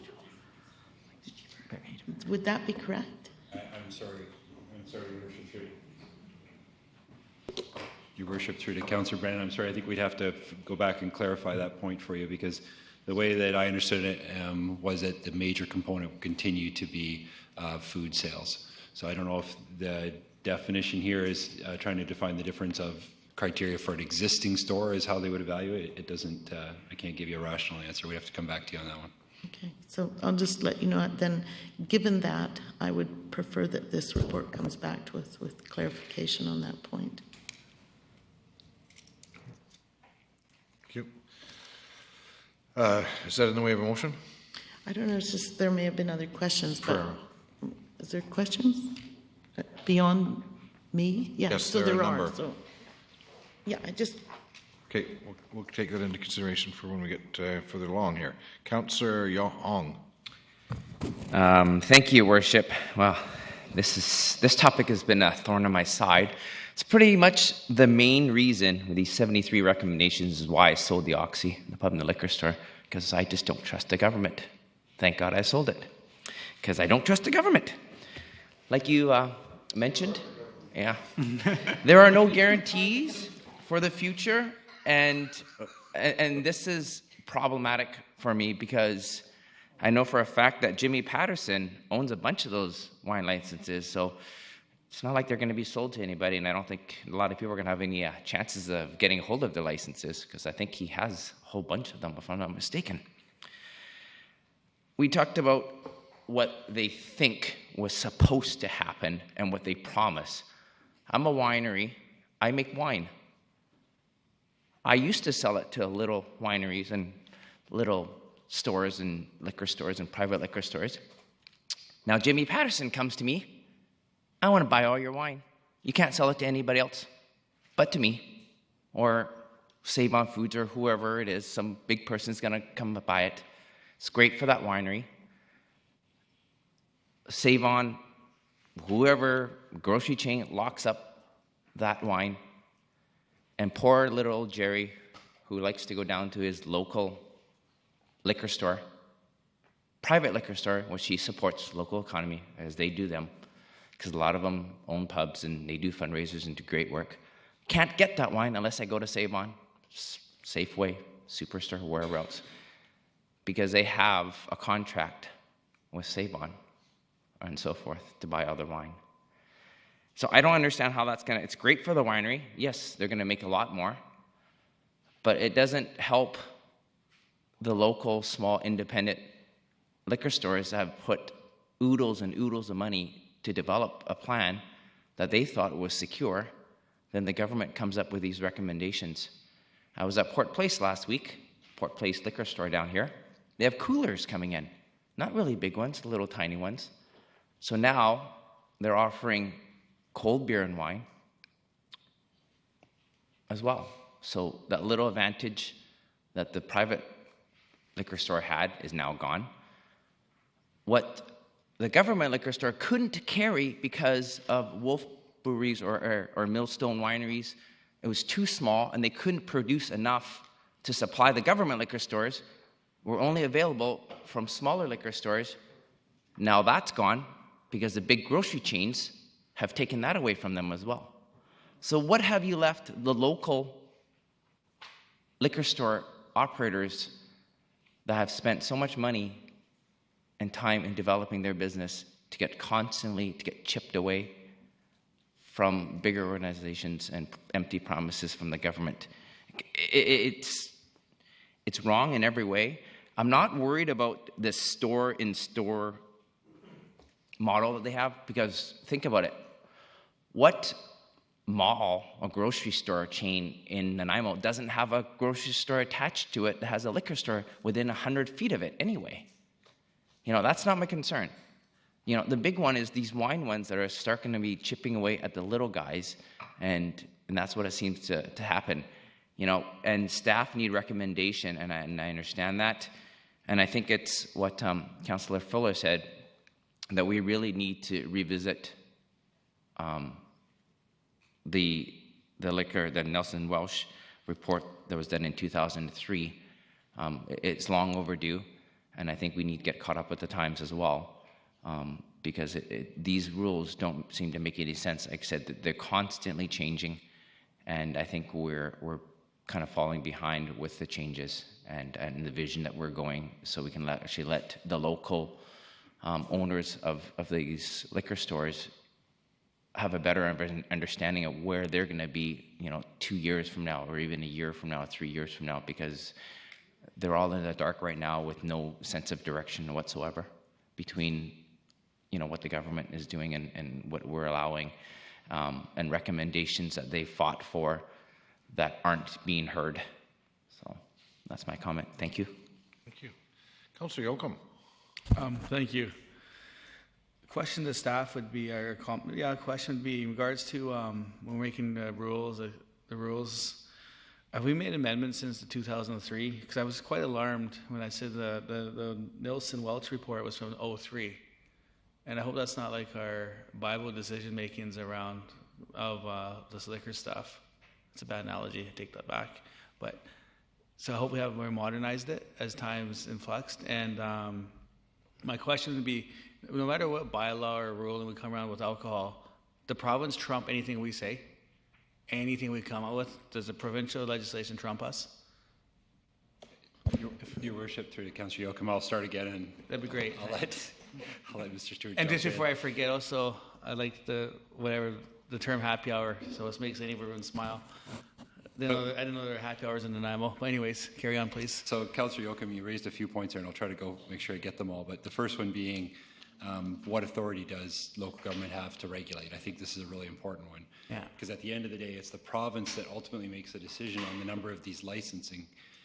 However, local governments have complete control over land use. So council has control over zoning, establishing your zoning bylaw, and where uses are allowed. So that's the step that council took, and I admit it was a number of years ago, 2003. That's the step that council took at that time, was establishing zoning and a criteria for evaluating rezoning were liquor stores. Now it's the province that ultimately issues the license to that liquor store, but it's the local government and council that ultimately that gave the approval for the siting of those stores. Sorry, I'm trying to remember what your first... So, no, I'm crystal clear now. So a perfect example would be this council may decide the best usage for the vacant lot behind us would be a microbrewery, craft brewery house. We could come up with that great idea, which I just thought of in a moment, and the province could say yay or nay. Is that how it works? That's a very good example, actually. Okay. You could zone it for a nightclub or a brew pub or anything that required licensing. They would still have to go to the province and get the licensing to actually run that facility. But that's a great example. And then my last one was the Nielsen Welch report. Have we made amendments along the way? Thank you. That was it for my questions. If we can answer that last one, please. And again, Mr. Chairman, through to Councillor Yoakum. So there have not been substantive changes to our bylaw since 2003, primarily because we just haven't needed to. The province hasn't made large wholesale changes to their licensing scheme since that time, up until, and I'll say up until this new set of recommendations came out. And with this new recommendations, there's a need on a number of fronts to kind of step back and revisit that liquor strategy. Just in addition to that, Councillor Yoakum, there were a significant number of changes to the hours of operation, which many members of the public had concerns with as after we adopted the liquor strategy. But I've heard twice, of course, tonight that you'd like to revisit it. This is a big project to revisit and should be referred off to the budget process so we can put a budget to it. Councillor Thorpe. Thank you, Your Worship. A couple of questions and a couple of comments as well. This is certainly a very important issue and a complicated one. And I'm not prepared to make any motion tonight except to support, I think, what Councillor Brennan was suggesting earlier. Just a couple of questions for my clarification through you to staff. When we're talking about the sale of BC wines in grocery stores, are we talking about all wines that are sometimes labeled as BC wines, or are we just talking about VQA wines? Thank you, Your Worship. Councillor Thorpe, what they're referring to is any wine produced or bottled in BC. It does not have to be VQA. VQA is a quality standard, so it doesn't necessarily have to be VQA. That being said, of those license types we've talked about, 21 are VQA license types, and those would have to be VQA. So. That's an important differentiation.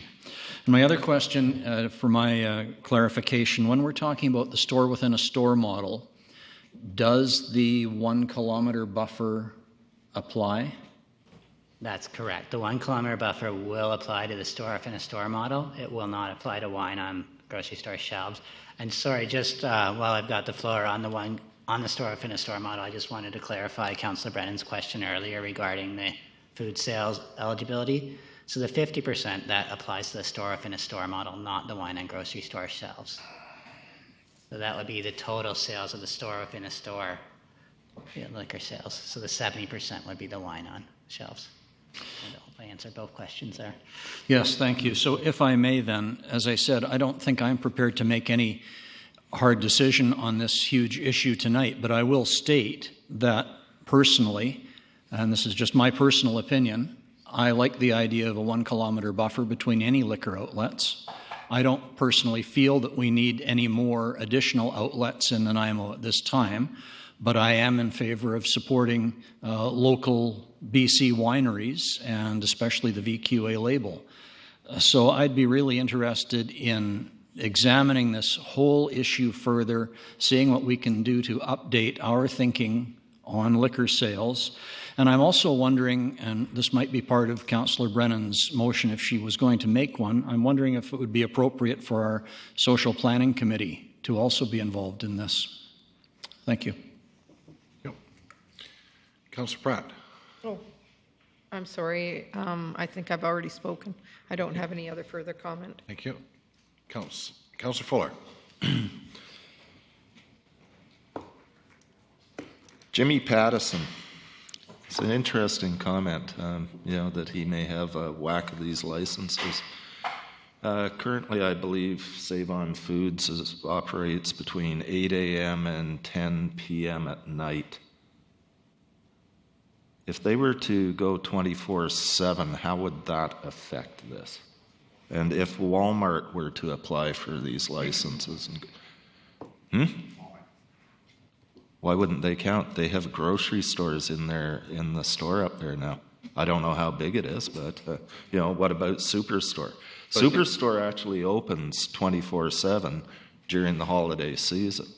So would they still be able to sell wine 24/7 if the store was open 24/7? So, Your Worship, I'll let Mr. Stewart talk about the technical 24-hour issue, but Councillor Fuller raises a point that I think is really valid, and that's we're trying to deal with land use changes currently in today. And if you think of Walmart's a good example, or Costco, or Canadian Tire, or any of them, the line is being blurred daily between what is retail, what is industrial, and what is food, and what is fast food, and what is takeout. We have takeout pharmacies in grocery stores. So it's changing, and at some point there will be likely challenges made to retailers, including liquor sales, and therefore can go anywhere, because this is the first step that it can go in a grocery store. Grocery stores certainly are defined much broader than just food stores like we would say Save-On is. But in terms of the hours of operation, Mr. Stewart, could you clarify how that would be impacted? Thank you. Your Worship, regarding the hours of operation, my understanding is, and there's a couple liquor license retail store owners here, so I'm sure they'll correct me if I'm wrong, but my understanding is their hours are generally restricted to no later than 11 p.m.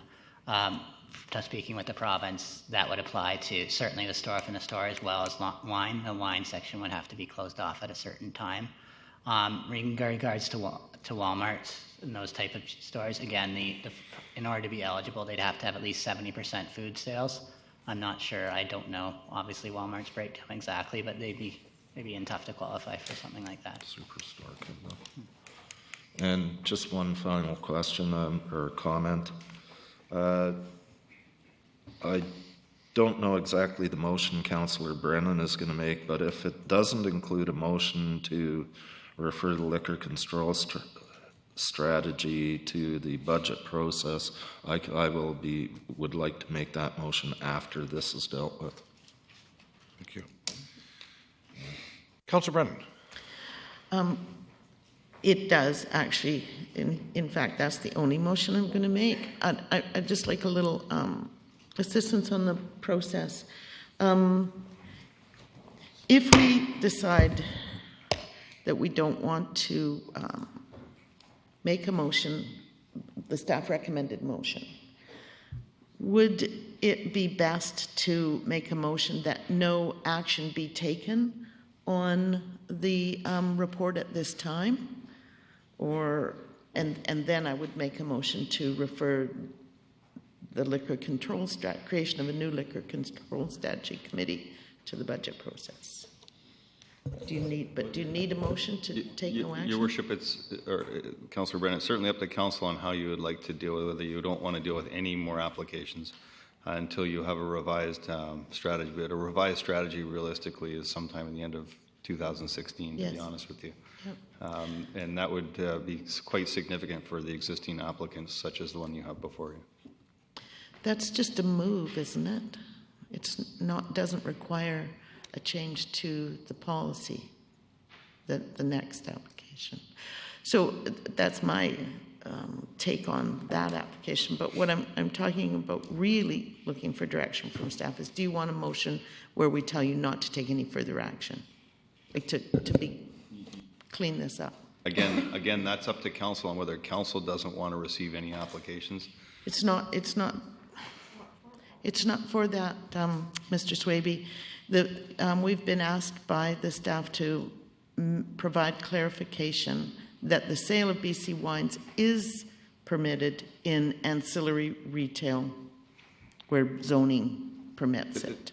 I apologize. That's what I'm referring to. If you don't want any action on that, then... Do you want a specific motion, or did we just ignore the report? Yes, we want a specific motion. Okay. Then I would move that we take no action on the wine and grocery stores report at this time. Dale looks a bit nervous. Your Worship, the struggle that staff are going to have is we're going to continually be asked, and if I see where this is going, if we're going to go off to a liquor control strategy, we're going to be asked by grocery stores our interpretation of the bylaw. So if Council's intent is not to allow for any of these to set up within grocery stores while you're doing your potential review of the liquor control strategy, then I think the appropriate motion would be that Council considers the wine and grocery stores as not being an ancillary or accessory use, and that zoning for liquor store is required before they could be established until such time that the liquor control strategy can be reviewed. I'll make that motion. Okay, it's been moved and seconded. Councillor Hong. I think that was my motion. Dale did a wonderful job. Thank you. Thank you, Dale. Councillor Yoakum. Thank you. So just for clarity, what the motion we're on line item wine and grocery stores and not mixing this with the one that's coming up next. the rezoning? Because I'm viewing the rezoning no different when the people just a month ago moved their license from A to B, different physical buildings. So am I nothing to do with this motion? Because I don't want to mix it up. Your motion, Your Worship, the motion is specific to the issue of allowing wine, BC wine, cider, or sake in grocery stores. They still have the existing liquor control strategy that gives you policy and criteria for considering new applications for the relocation and siting of licensed retail stores, which is the next item on your agenda this evening. Okay, so the motion that Councillor Brennan is bringing forward is to permit sake wine into liquor stores. No, it's not, and that's a good Why wouldn't we want wine in liquor in grocery stores? And that's really what the direction we need, whether council wants to or doesn't want to, because they will be approaching us saying, we would like to open up, and we'll be saying no if council decides not to, until there's a new liquor strategy. Sorry to wrap this up. So if a grocery store follows all those guidelines we read half hour or so ago, and that's why I started going with this, the provincial rules trump ours. I get they're not zoned. I get that piece, the comparison I asked, but they qualify under provincial rules, but we don't have the land. But don't they get grandfathered in? And also, I'm hearing no over here, but nevertheless, why would we want to support someone with that size 10,000 square foot plus store if they want to do it and know the checks and balances are in place? Why would we want to support it? Just out of curiosity. Your Worship, I'll certainly leave the discussion about whether you want to support it to council, but what I would say is staff's report looked at the provincial rules, the regulations that were coming out, and what we said is, in our opinion, they could be considered as ancillary or accessory uses within grocery stores today, not require any rezoning, and at that point would not require any further role for staff or council in the approval of them. Council could approve that motion. The second motion was the one that I suggested, would be that if council wanted a period of time to not consider any of these until you had an opportunity to review a liquor control strategy, then the appropriate motion would be to say that they must comply with zoning and that or rezoning is required until such time you've gone through this liquor control strategy. And as Mr. Swavey mentioned, that could, we're probably looking at the end of 2016 as a potential time frame for that. So, Your Worship, this is really a value statement from council on whether you would like to just carry on and permit them in grocery stores as they come available and as they're requested, or whether you would like a strategy revised before you direct staff to say it's an ancillary use to retail. Councillor Pratt. I'd like to hear the motion, please. Oh. Rewind the tape, I think. I think I said that council consider wine in grocery stores as not an accessory use at this time, and that those uses must comply with zoning requirements for liquor stores until such time as the liquor control strategy has been reviewed and considered by council.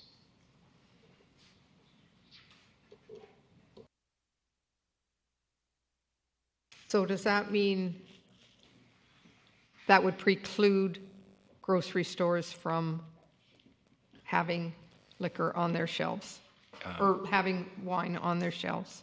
What it would mean is when a grocery store came forward to staff, we would say, unless your property is zoned for a liquor store, okay, you cannot open up within your store. You would need council approval for rezoning, and we would advise them not to make an application until the liquor control strategy has been reviewed. We can't prevent somebody from making an application and ultimately be council's consideration, but that would be our advice to an applicant. Something I said there that I'd like to come back and circle back on, though, as I said, as long as that property has zoning for liquor stores, and there are properties in the city that previous councils have zoned to allow for liquor stores. So if we do find a grocery store that's on a property as liquor store, I can't think of one off the top of my head, but I'm sure there is, then we would, the zoning would allow that to happen automatically. Thank you. Your Worship, just to add to what Mr. Lindsay was saying very quickly there, the 1 kilometer, as I said, the buffer does not apply for wine and grocery stores. So if a property had a liquor store already rezoned on that property and they happen to have a grocery store, which is the case for many of Nanaimo shopping centers, you could have wine in that store right now. Councillor Hong. Thank you, Worship. Just wanted to help Councillor Yoakum with the provincial law and our local law, anyways, there's a difference because provincial law states that me as a bar can open for 18 hours, which is 9 a.m. to 4 a.m. But local law dictates that I can't open in those hours. So one does trump the other sometimes when it comes to it. So you have to get approval from the provincial law. It's really wide and vague and open, and then it's more or less up to the local authorities to define on when you can open and how long you can open for. So that's up to the discretion of them. And then you asked who it protects, or what's the point, and why not let them in the grocery stores with wine. It protects the small LRSs, right? Like what I talked about before is the liquor stores are getting pieces and pieces taken away from government liquor stores and from large corporations that are chipping away at them. First thing was the coolers. So now the provincial liquor stores are putting in coolers. Now they're putting in grocery store or liquor stores within grocery stores. So all of that is taken away from the smaller local LRSs, and this is why I support Mr. Lindsay's recommendation, or his motion there that he put forward, or Councillor Brennan's motion. I don't know whose motion it is, that we not do anything and not allow them until we actually have a complete report, so we know where we're going from here. And it's really premature for us to do anything until the government actually releases the 73 items. Until we get a time frame of what they're planning to do, because like Mr. Stewart said, they only did half. We're still waiting for the other ones. And they can throw a wrench into those. At number 50 could be a complete wrench to us that we really need to look at. So the next thing we talked about, that he mentioned that we are going to have input on is food primary turning into a liquor primary after 10 o'clock. So now Cactus Clubs, Original Joe's, Montana's can say, hey, 10 o'clock, we're turning into a nightclub. That hasn't been approved, but it's on the block, and these are some of the issues that we're going to have to discuss. And I think it's going to be like Ted said, it's going to be a big one. And I think we're actually going to have to budget for this one. I don't think it's going to be cheap. Thank you. Mr. Brennan. Well, I sense that there's some desire of some councillors to make this go a little faster than we're suggesting, and that's just wait until the budget process, talk about it there, and then once the budget's approved, then I'm not convinced that we need to refer it to the budget process. I think that it's a big enough issue that we know we're going to have a committee struck to review the policy as it is. I think that we could make a motion to strike a committee, a representative committee of councillors, members of the industry, and SPAC had a seat at that last one. VIHA had a seat, I think, or we may have used the VIHA rep to SPAC. At any rate, I'm not convinced we have to wait. I think we could strike that committee before the budget process and be ahead of the game. And I think it's reasonable to say, okay, we're going to, people are going to have to wait, or business people are going to have to wait. And if we can develop a process that's quicker than sending it this, sort of plodding way through the budget process, then let's do that. Especially that we know we are going to have to revamp that policy. And by the way, it's not the Nielsen Welch report, right? It was we decided when we saw the Nielsen Welch report and their recommendations on liquor sales that we would develop our own process or not necessarily follow his. So the Liquor Control Strategy Committee was struck to do that. So yes, it grew out of the Nielsen Welch report, but it was a separate committee. And the only reason I know that is because I chaired that committee. Sure. Yeah. So I am familiar with that process, and I think we can start now. Thank you. Before Councillor Thorpe, I wanted to ask a question from staff, and that is, when you start kind of peeling back the layers here a little bit, it looks to me as though this thing's probably less than a dozen stores that we're talking about. We're talking grocery in excess of 10,000 square feet. So it can't be your corner grocery store.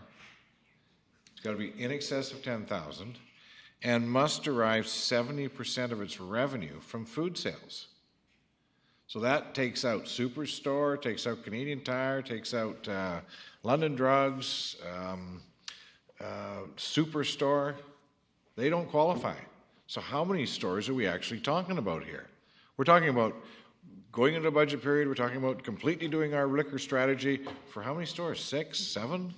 They're even eligible? So, Your Worship, I was certainly implying that the liquor strategy as a whole needs to be reviewed, not just as it relates to grocery stores. It's a much bigger task and much bigger issue related to food primary, liquor primary, hours of operation, and so on. So that's what I agree that if you just want to tackle this issue, we can get on it. But if you want to tackle the liquor strategy, that's a big issue. Okay. We don't have capacity right now to be doing it. Right. So I know that the original motion was that to provide direction to clarify in the sale of BC wine, cider, and sake as a permitted ancillary retail product where zoning permits a grocery store use under what the province has deemed are the requirements. In excess of 10,000 square feet and 70% food sales. So how many stores are we talking would even be eligible for this? Could I suggest, I'd like to make a suggestion that you refer this to staff to bring back a report on how we would achieve this. Because there's a couple other issues legally that I'd like to be sure that you're briefed on about this. And that would help me. If you could refer it back, ask for a process, I can clarify the issues you raised, Your Worship. And we can think about a process and maybe even have those answers for you at the next meeting on how we can streamline this to deal with it. Can I add one other thing to that, and that is can we have information as to what our stand would be with respect to any other items that would go along with a normal rezoning? So, for example, if I'm reading this correctly, if it's a grocery store now and it falls within those parameters, that there wouldn't be any other requirements. There wouldn't be any works and services, road dedications, any of these other... Well, Your Worship, I think that's part of the review that Council might be interested in having is offsets or no offsets. And yes, for sure, that would be something that we could talk about. Great, thank you. Motion to refer? Councillor Brennan. Okay, seconder? I'll second. Seconded? On the referral? Yeah. Councillor Fuller? With the referral, does that include, will the report also include the information on how we can get the liquor control strategy process going quickly? Yes. Thanks. So, Your Worship, just a point of clarification. We have a motion on the floor before, which is suggested by Ms. Lindsay. If you could probably withdraw that motion from the floor and then do the refer back. Was it? Yeah. Oh, was it? Okay. So you'll withdraw your motion? Thank you. And then refer the original motion back to staff. Correct. Thank you. Thank you. Call the question. All those in favor? Opposed? Motion carries. Thank you. There we go. Next item. Proposed interim parking, oh, pardon me, going back the other way. Back the other way. Rezoning application. RA 357, Unit 120, 2000 Island Highway North. To present a rezoning application for 2000 Island Highway North to rezone a subject property in order to permit a site-specific liquor retail store. Mr. Ferraro, can you please read back to me, just for confirmation, the delegations that we have? Absolutely, Your Worship. We have 3 delegations. The first 2 were 10 minutes. Ms. Michelle De La Salle and Mr. Dean Gaudry. And then we also have 5 minutes, Mr. Dan Brady. Thank you. So, we have 3 delegations, the first being Ms. Michelle De La Salle.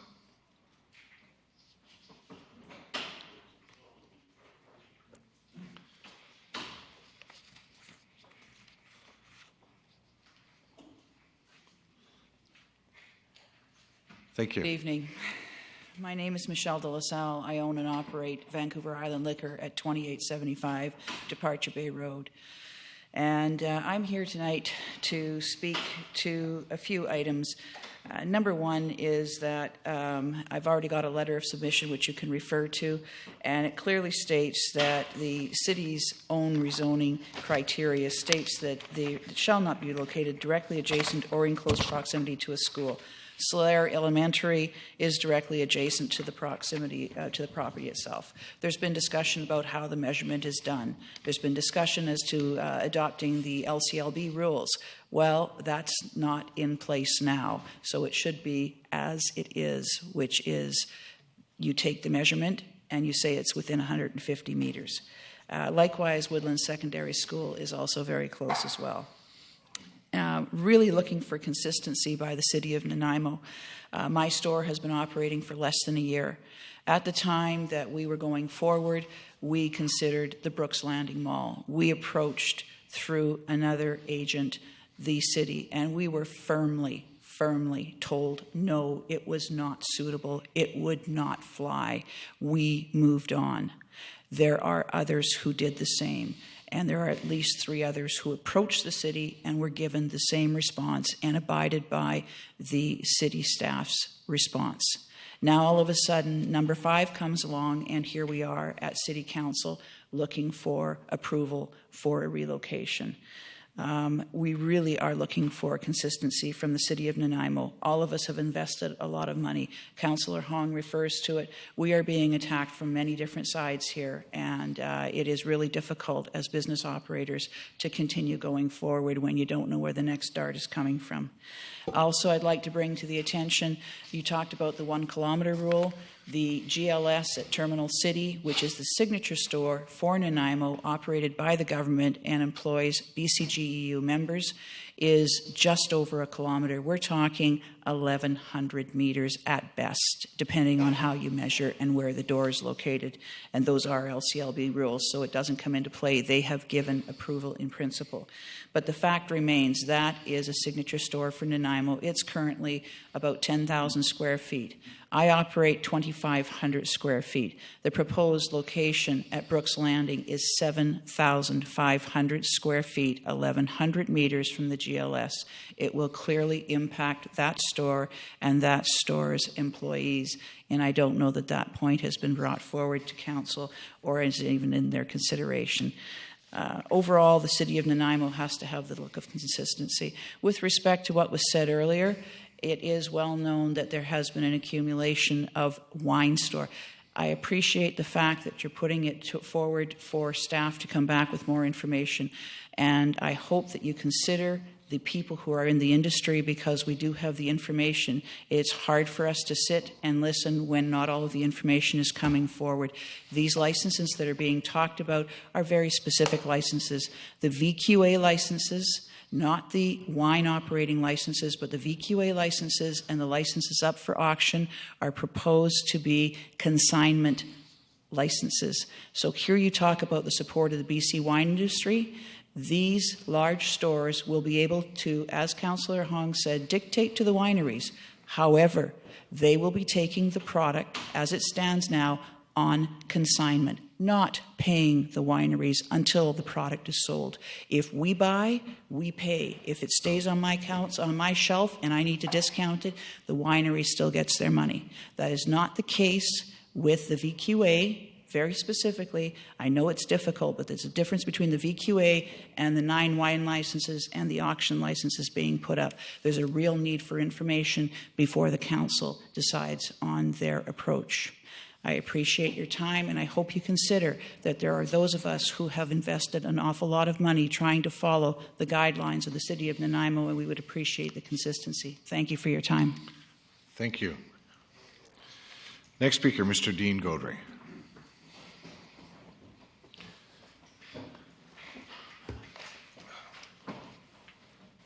Thank you, Your Worship and Council, for giving me this opportunity to speak.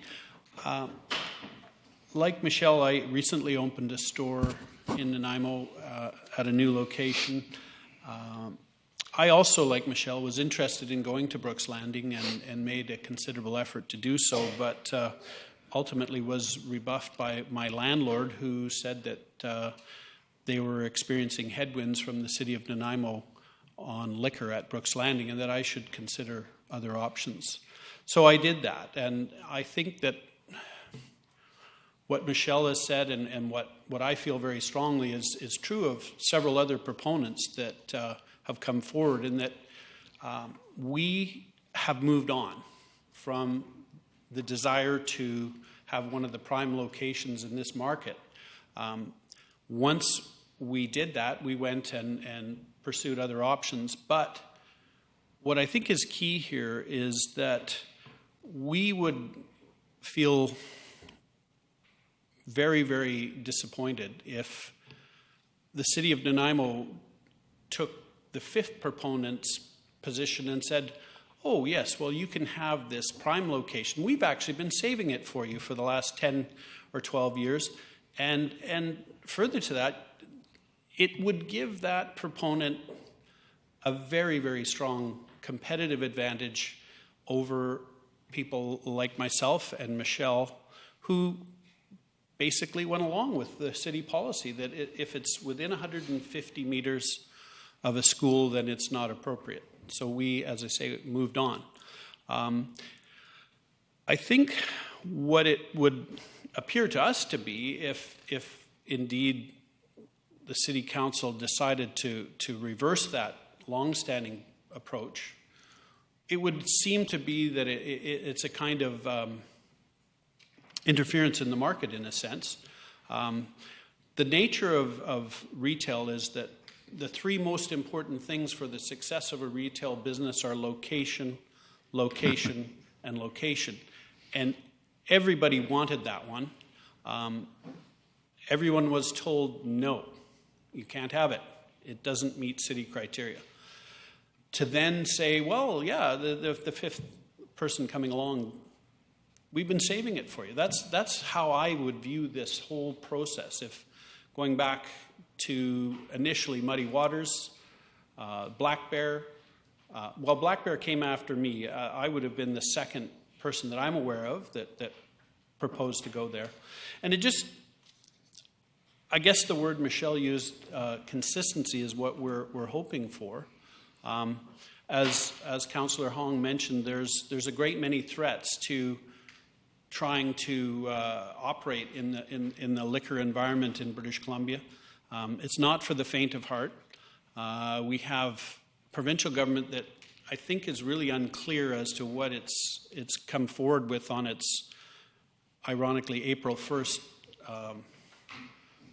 changes to liquor policy. They still don't really understand them themselves because they tended to speak before they knew what they were really referring to. And it's a very, very complex set of circumstances that they've set in motion now. And I think Council is right to get more information before deciding. But on this matter that's before Council now, I think the key word here is consistency of treatment of proponents, and to understand that when the policy was set in motion, there were very, very few restrictions that Council put on. Council of the day put very few restrictions on where liquor could go in Nanaimo, and that's why we have them everywhere now, which totally opposed what the person that they hired, the consultant, said. Don't let the market decide, and Council decided to not follow that directive. But the one proviso they did put that was some restrictive element was that the area of school zones was going to be not acceptable for liquor. And on a lot of levels, that's not difficult to understand why. I mean, just recently in the newspaper, there was a lot of issue around, and this comes up every year as school goes back, for people to respect the school zone speed limits. The school zones are an important part of the community, and I think it's important to recognize that if council has used that as a criteria for the last 10 or 12 years, to switch now would really, really, I think, be a disservice to the community. So thank you for your time. Thank you, Mr. Gaudry. Are there any questions of the delegation? Seeing none, thank you very much. And we had an additional delegation, which was Mr. Dan Brady. Good evening, Mayor and Council. My name is Dan Brady. I live at 2314 Arbret Road here in Nanaimo, and I'm speaking on behalf of the relocation to the Brooks Landing Mall. One quick point before I get into my speaking on my behalf. A note on the liquor, the wine in the liquor stores, is that one thing that Council should be aware of as well is that the California Wine Merchant Association have recently filed a NAFTA challenge under the Free Trade Agreement, and so they're challenging whether or not the province can allow just BC wines to be in those liquors in the grocery stores. So, the Brooks Landing location. I understand Dean and Michelle's concerns about competition coming into the neighborhood. 20 years ago, we had the only liquor store in downtown Nanaimo, and then Council of the Day decided to open up the gates, and they allowed the Occidental to come in. They allowed the Quarterway to come in. They allowed the Foundry to come in, which was probably about 200 meters away from my front door. It hurt business, and business has never, ever recovered in the downtown core. We have looked at the Brooks Landing location probably as long as Dean has, and we've got offered the same sites on that site that Dean got offered, which was a pad location in the parking lot. And that didn't interest us, and we walked away. And it was until one morning when I was sitting in Victoria reading the paper and I read that West Marine was closing all their Canadian operations that I phoned the landlord in Toronto that very moment and said, hey, I just read the paper. Is that site available? And he said yes. So I secured the site verbally at that point. I did meet with staff, and yes, staff was not in favor. Dave, after we got through our pleasantries, he very quickly said, just so you know, staff will not support your application. But things have changed in the province of BC. The 73 recommendations that David gave you a report on earlier this evening indicates that. People want more access to liquor. They want easier access to liquor. They want to do the one-stop shopping so they can park their car once and not have to move again. Times have changed. But I understand, like I said, where Dean and Michelle are coming from. It's not like the city has waited for the fifth application to come along. It's simply that we are in the right place at the right time. I've met with the Brecon Hill Community Association. They are not opposed to my relocation. The package in front of you has a letter from the RCMP. They are not opposed to the relocation. I spoke to the Departure Bay Community Association, and they have no comment on the relocation as it is outside of what they term to be their jurisdictional area. So I understand where my competition is coming from, but I would ask that Council, Mayor and Council, that you at least let this go to a public hearing and hear what the greater community that live in that area, what they have to say about it. Thank you.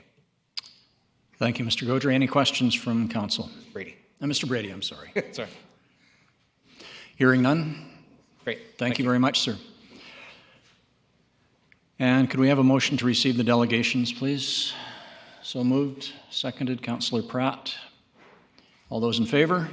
Opposed? Carried. Thank you. So we have a staff recommendation, and the recommendation is that Council deny rezoning application number RA 357, which is Unit 120, 2000 Island Highway North. Is there a motion on this issue so we can bring it to the table? I'll move it. Moving staff recommendation, Councillor Pratt. Is there a seconder? The staff recommendation is to deny it? Yes, it is. Is that correct? I will second that.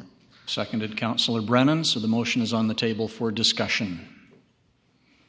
Councillor Brennan? Thank you. We had that very long conversation for the previous item on the agenda. And really, I think what it boiled down to is that we need to have another look at the liquor control strategy and make some changes to address what's coming from the province. The other reason we need to look at it is to clarify these kinds of things. This 150 meters from, we don't know, there's a difference of opinion, I guess. The proponent says you measure the 150 from door to door. So you measure it from the, I suppose, the front door of Woodland School to the front door of the liquor store. I'm assuming that would be the same with Solaire. I think that and the alternative view is that you measure from the fence of Woodland to the front door. Now, under the first measurement, it's more than 150 meters. Under the second measurement, it's not. But the first measurement assumes that schools are like factories or like other workplaces, and that the people inside those schools stay within those walls for the better part of the day. When in fact, we know that's not true with students. They are out of the school, you know, at least a couple of times a day, and then coming in the morning and leaving at night. So I think that I know what my intention was when I made that decision to support 150 meters, and that was from boundary of the school property to the front door of the liquor sales place. Not only that, but in this location, there's that tunnel. And we know that tunnel is used by the kids going back and forth to school. But at other times, it's dark, it's kind of dank, and I'm not sure if people feel safe moving from the other side of the highway over to Brooks Landing. I wouldn't feel safe at certain times of the day to do that. We know that at the liquor store at Terminal City, there are encampments across the road along the railroad tracks, and sometimes that's problematic, and alcohol is taken over there, and I think in the summer we might have experienced some problems with fires around things, places like that. So I think there's all sorts of reasons why we need to stick to the 150 fence to door. Those, I think, are really good reasons. Bootlegging is an issue, always has been an issue, and when you're around a school, and particularly a high school, bootlegging is an issue. And I'd rather err on the side of more caution than less caution in approving liquor sales close to schools. I think that the sites, the 150 meters was adopted in a very purposeful way. It was, and we were specifically talking about schools, and I think we talked about recreation centers too, just knowing that the alcohol sales close to school, places where children, teenagers in essence, congregate is probably not a good mix. I think that the neighborhood may not have a lot of concerns, at least that's what Mr. Brady said, but the schools do. The school PACs do, or PACs, parent advisory councils. They have concerns, and they've expressed them. We, I think, got some messages from parents in the area. I think that until we clarify what we mean when we talk about how close they should be to places where children gather, that we should err on the side of caution and say no on this one. That is the staff recommendation. That's what it says. I think there's lots of good reasons why you should measure fence to door, and so I'm not happy to support this, but I think that supporting a denial is the best thing to do in this instance at this time.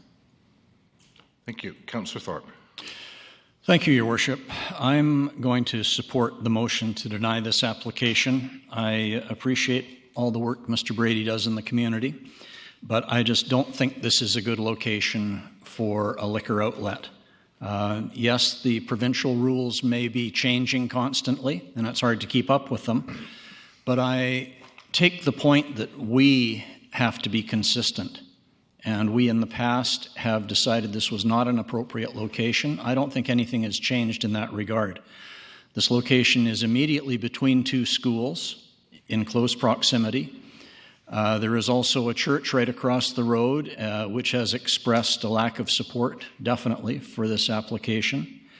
Our social planning committee of the city has not supported this application, nor has our staff in their recommendation. And I can't find a reason that I can support the move of the license to this location. I just don't think it's a good location. Thank you. Thank you. Councillor Holcomb. Thank you, Your Worship. This is a tough one because you hear I can't make decisions without facts. Like I'm hearing bootlegging, I'm hearing this reason school. Is the one school not closing down? I've read, and I don't know, I can't always believe the media, but I hear Woodlands is shutting down next year. No, I actually I'm have information on that, and it is... I guess I'm done. Well, I'm sorry. That's fine. After you speak, I will clarify that Woodlands is not closing down. So nevertheless, I think of many liquor store outlets in this city. If we're dealing with social issues and bootleggers, I work in a community that deals with many social issues, and there's overabundance of liquor licenses, which I'm totally digressing a little bit, above the Jolly, whatever it's called, and the Old Pats and the liquor store there, across Gord's Corner. And it's pretty close to the elementary schools. I know they're not 150 meters, but there's a school down on the res and a school up at Bayview. So, it's like, if we really have this long overdue conversation, because we're sort of cherry picking a little bit. And I want to make decisions totally on the actual facts. I'd like to see the RCMP's criminal. If I'm hearing about bootlegging or some potential crime in that neighborhood, when I hear Mr. Brady, and I'm going to be crystal clear, I'm not saying yay or nay. I just want facts when I'm making decisions on someone's livelihood and careers. When I hear our letter from the RCMP saying they have no objections to this site, and then I'm hearing possibly there's some concerns of certain activities, that's mixed messaging. So I'm always a fan. I heard earlier this evening about having open hearings. Let's hear what the people want to say. I see no harm in hearing what the people want to say in a public hearing. I think that's a good democracy and good governance. And it doesn't mean the liquor license is going to fly, but I just want to say that's where I am on this position. And we got a lot of homework to do on this. That falls in our realm too. Let's stick to our... Anyways, I can go on and on and on. So I got to make decisions on facts and not a lot of innuendos. Thank you. Innuendos, thank you. Thank you. Councillor Pratt. Thank you. To me, there's really only two things that are going to sway me tonight, and those are that 4 applications were already made for this site, and I don't care whether it was in the parking lot or in the building itself, in the main mall building itself. The liquor store would be there. And when you've turned down 4 other apps, or at least discouraged people from applying because of a variety of reasons, I think these people that have come tonight, Mr. Gaudry, and I'm sorry, Michelle, your last name, I missed it. They were asking for consistency, and I do believe we do need to be consistent in this situation. As for the proximity of the school, I just think that's a kind of a no-brainer to me, and I don't like the idea of it being there, and we have that rule, and I'd like to stick to it. So I will be supporting this motion. Thank you. Councillor Fuller. First, a question. Is the liquor store at Beaufort Centre still open? No. Okay. Thanks. My sneaking suspicions is that when that one was open, the students at Woodlands that thought they might want a drink would have gone up there. I think students can wander more than 150 feet. If they really want alcohol, they're going to get it one way or the other. I used to be a student. I used to drink. We used to skip school, and yeah. If we wanted it, whether it was 150 feet away, 20 feet away, half a mile away, we would get it. So that one, while I get the premise of it, I don't really see that as a huge issue for myself. Bootlegging, that could happen anywhere. What does get me on this one is the fact that there have been other applications at this place, and they've been turned down. Yes. Mr. Lindsay. I didn't mean to interrupt you. I've heard it a couple of times. I just wanted to clarify. This council or previous councils have not considered applications for retail stores. What we've had has applicants come forward and speak to staff. Staff have laid out the criteria and said, in our opinion, this is not an appropriate site, and we discourage people from making applications. So I just want to be clear that council hasn't considered. Okay, so yeah, other people have been discouraged, and they've taken your words to heart, and they've moved on. I really think we need to get this liquor control strategy redone. Brooks Landing, as far as I know, isn't going to move. Save On Foods is a grocery store and a member of Brooks Landing, and may actually ultimately be competing with the liquor store by selling wine. So at this point, I'm not willing to support this. In the future, I might. Thank you. Councillor Hong. Thank you, Your Worship. Thank you to the delegations. Just to clarify some things. I thought it was funny because Michelle mentioned that the site was 7,500 square feet. And then we talked about, in the previous motion, about grocery stores. Well, what grocery store is 10,000 square feet? Well, if you think about this one little liquor store is already 7,500 square feet. So a grocery store at 10,000 square feet is pretty tiny, if you think about it. I've counted 10 off the top of my fingers because I ran out of fingers. I'm sure I could have counted more if I used my toes. But when I look at this, it's the main thing that I liked about it was what the RCMP had said, and it would clean up that area. I'm scared to take my kids under the bridge with all the stuff going to Swelana. He loves going up to the Millstone and looking around that area, but it's a sketchy neighborhood. And I think if the liquor store was gone out of there, it would make that area much better. So, and I would really like that area to be cleaned up because I think it's a beautiful piece of property and it's great for kids to go down there, but I'm a little leery about that. Again, I have issues with what Councillor Fuller and everybody else has expressed is our consistency. Turning other people down and not turning this one down would play a favoritism. Like staff have said, nobody's really had the balls to bring it this far. So I don't know why they haven't. I can't speculate on why not and stuff like that. So that's one of my main issues. Bootlegging and drinking, they're going to get it one way or another. I think they're going to be able to get cocaine, heroin, fentanyl, marijuana a lot easier than they're going to get alcohol. If they want it, whatever they want, they're going to be able to get it.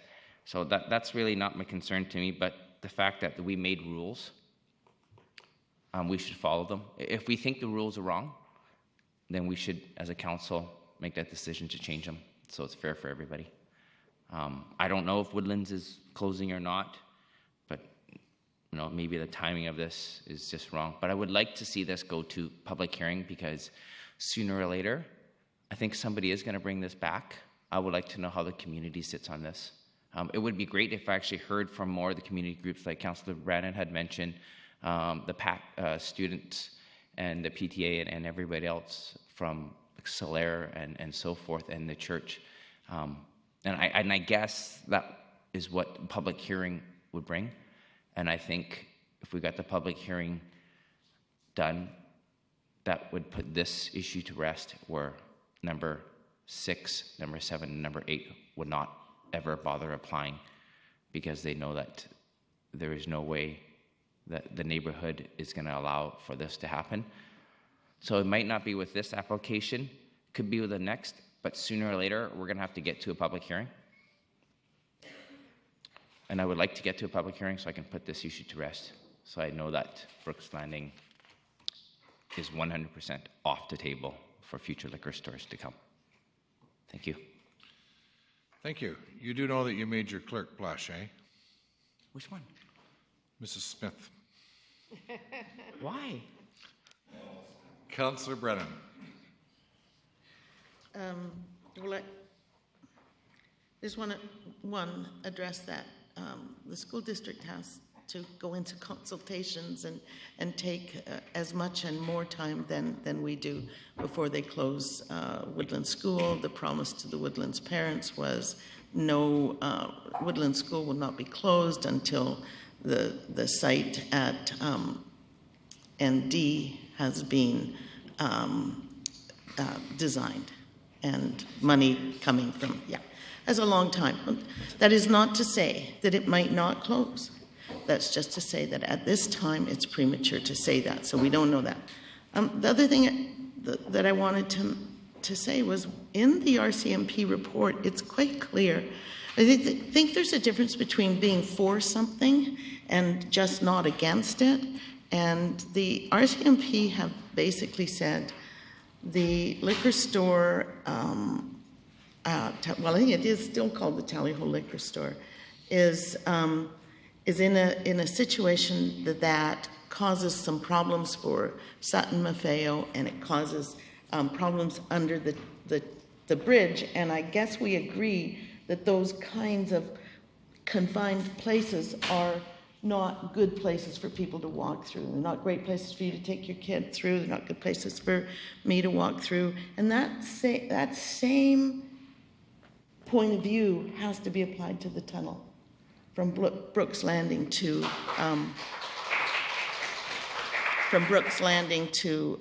Woodlands. So that's important.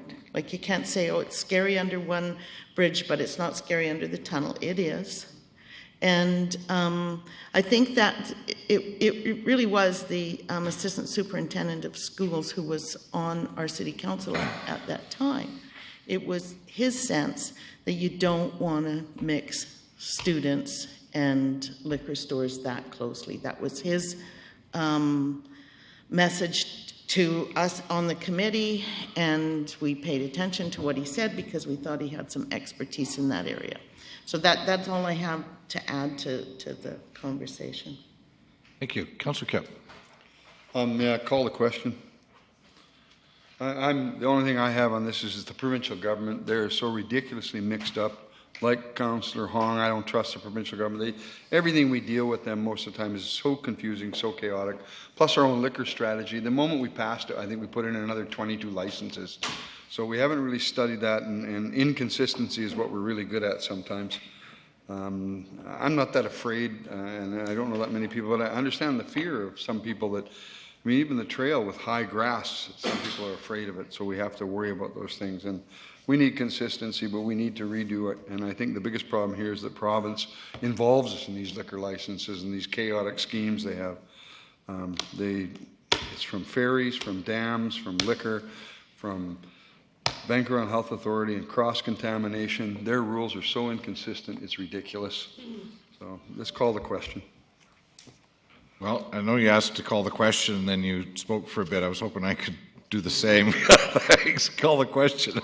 I would like to say that I asked that question specifically about harmonizing earlier, and that was,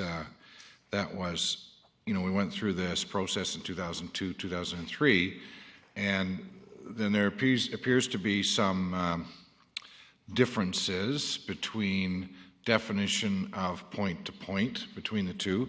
And I know that at PTAC, the committee asked that council consider harmonizing with the provincial regulations so that everybody knew consistency was going to rule the day, and that is that if one regulatory body declares it point to point or door to door, that the other one declares it door to door, and we don't have these different rules.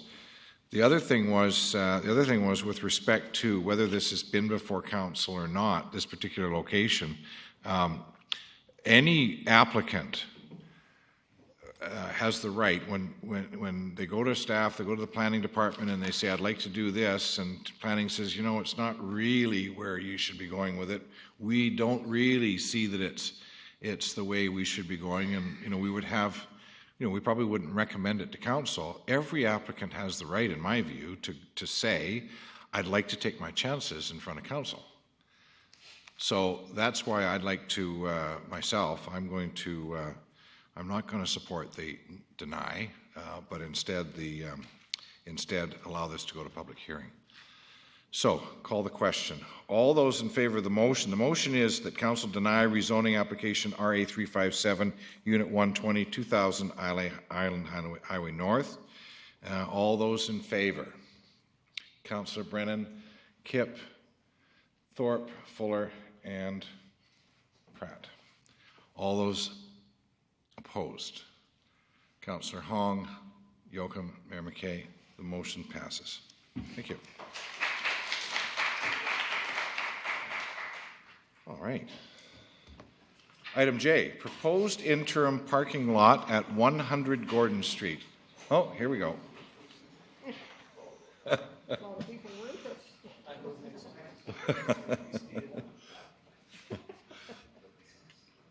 So, proposed interim parking lot. The purpose is to obtain council direction to construct a parking lot on city-owned property at 100 Gordon Street, and the request for council direction is that council provide direction. So, can I have a... Your Worship? Yes. We have a delegation added to this item. Oh, pardon me, Lloyd Sherry, pardon me. Mr. Sherry.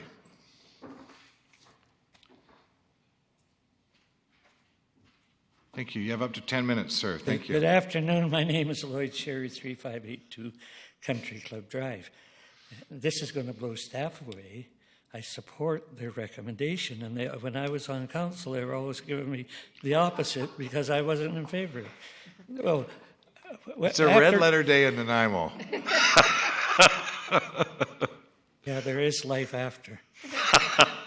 The report identifies certain costs, and I really don't think you really need a Cadillac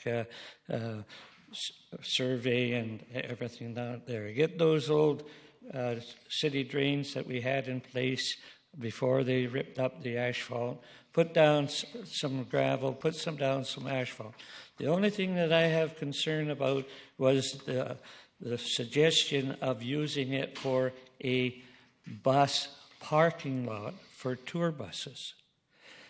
Before, when it was a parkade down there, if a tour bus came into the Coast Bastion and that, they dropped the passengers off at the hotel, and then for overnight parking, they parked alongside the bluff, okay? And there's no problem with that. But in the daytime, I mean, when you look at your drawing there, how you got these alleyways sitting up, you don't have maybe 15 parking spots. Well, that's not what you want to do. You want to get people into Commercial Street and into the downtown to walk around. Okay, now when you go down there, you're concerned about parking meters and underground parking and this, that, and the other thing. Well, you got 2 hours parking on Commercial Street. At least you used to. Because when I look at, I brought my wife downtown for a walk. We hadn't been for a walk along Commercial Street for many years. Okay, we started from the old Ken Thompson by the Royal Bank, and we walked down. And it just wrecked my stomach to see how many vacant shops that there are when you walk down here and you go down to the Queens, you go over to Johnson's, and come back up the other street. Okay, we get just up the street here, and you've eliminated parking spots to have these sitting booths in there. Well, that's fine for the vendor, the restaurant right in front of there, but how about the restaurant across the road? What does that do? So, you're not playing, in my estimation, you're not playing on an even keel, because the vendors on the side where the seating is gets that, but the one across the street, you're not going to have people walk out there, walk across the road and everything like that. So, when you start looking at costs, and I'm glad that if you go down there now, you'll see where the old bay was, where the old city buses, regional district buses, pulled off on the side to let the passengers in and out down there. Now, there used to be 3 buses along Gordon Street there, and then around the corner there was 2 others. So you could accommodate 5 buses down there. You have concern about buses in the downtown? Well, if they come down and use Front Street and around, and then they go out to Front Street and they can disperse either way. But the whole thing is if you drop them off here, they're going to walk from there just up to here, so that the merchants and that are going to be, when you close the commercial street off at Bathtub Race and that, you come down here and you see all the people that are utilizing those facilities. There was talk at one time at the other side of Harbour Park. Well, I tell you, a senior citizen's not going to walk from that side over to this, even here. But if you put them here, it's so short distance, and I think we could have our community back again the way it used to be in the 40s, 50s, and 60s. You want people down? Give it to them. Bring them down here. 2-hour parking, fine, because that's what you want to accommodate the people on Commercial Street.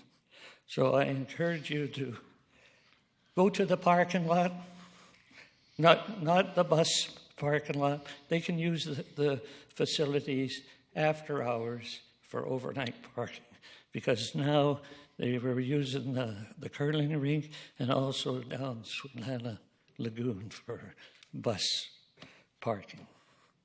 Thank you. Thank you. See no questions. Thank you, sir. Receive the delegation. Seconded. Thank you. All those in favor? Opposed? Carried. Thank you. So, Councillor Brennan. I'm looking at the recommendation provided by our staff on the last page of this report, and I move that a decision be deferred until direction has been provided on the future of the property. Second that motion. Thank you. And I'm assuming that we will be entering into some sort of discussions or process to make some decisions, but I don't think this is the decision. I don't think we're at the decision-making stage on this. Thank you. Councillor Thorpe. Thank you, Your Worship. I was going to make the same recommendation or motion. I want to know where we see the use for this land, and I don't see it long-term being a parking lot which would be extremely expensive to construct and would not pay for itself.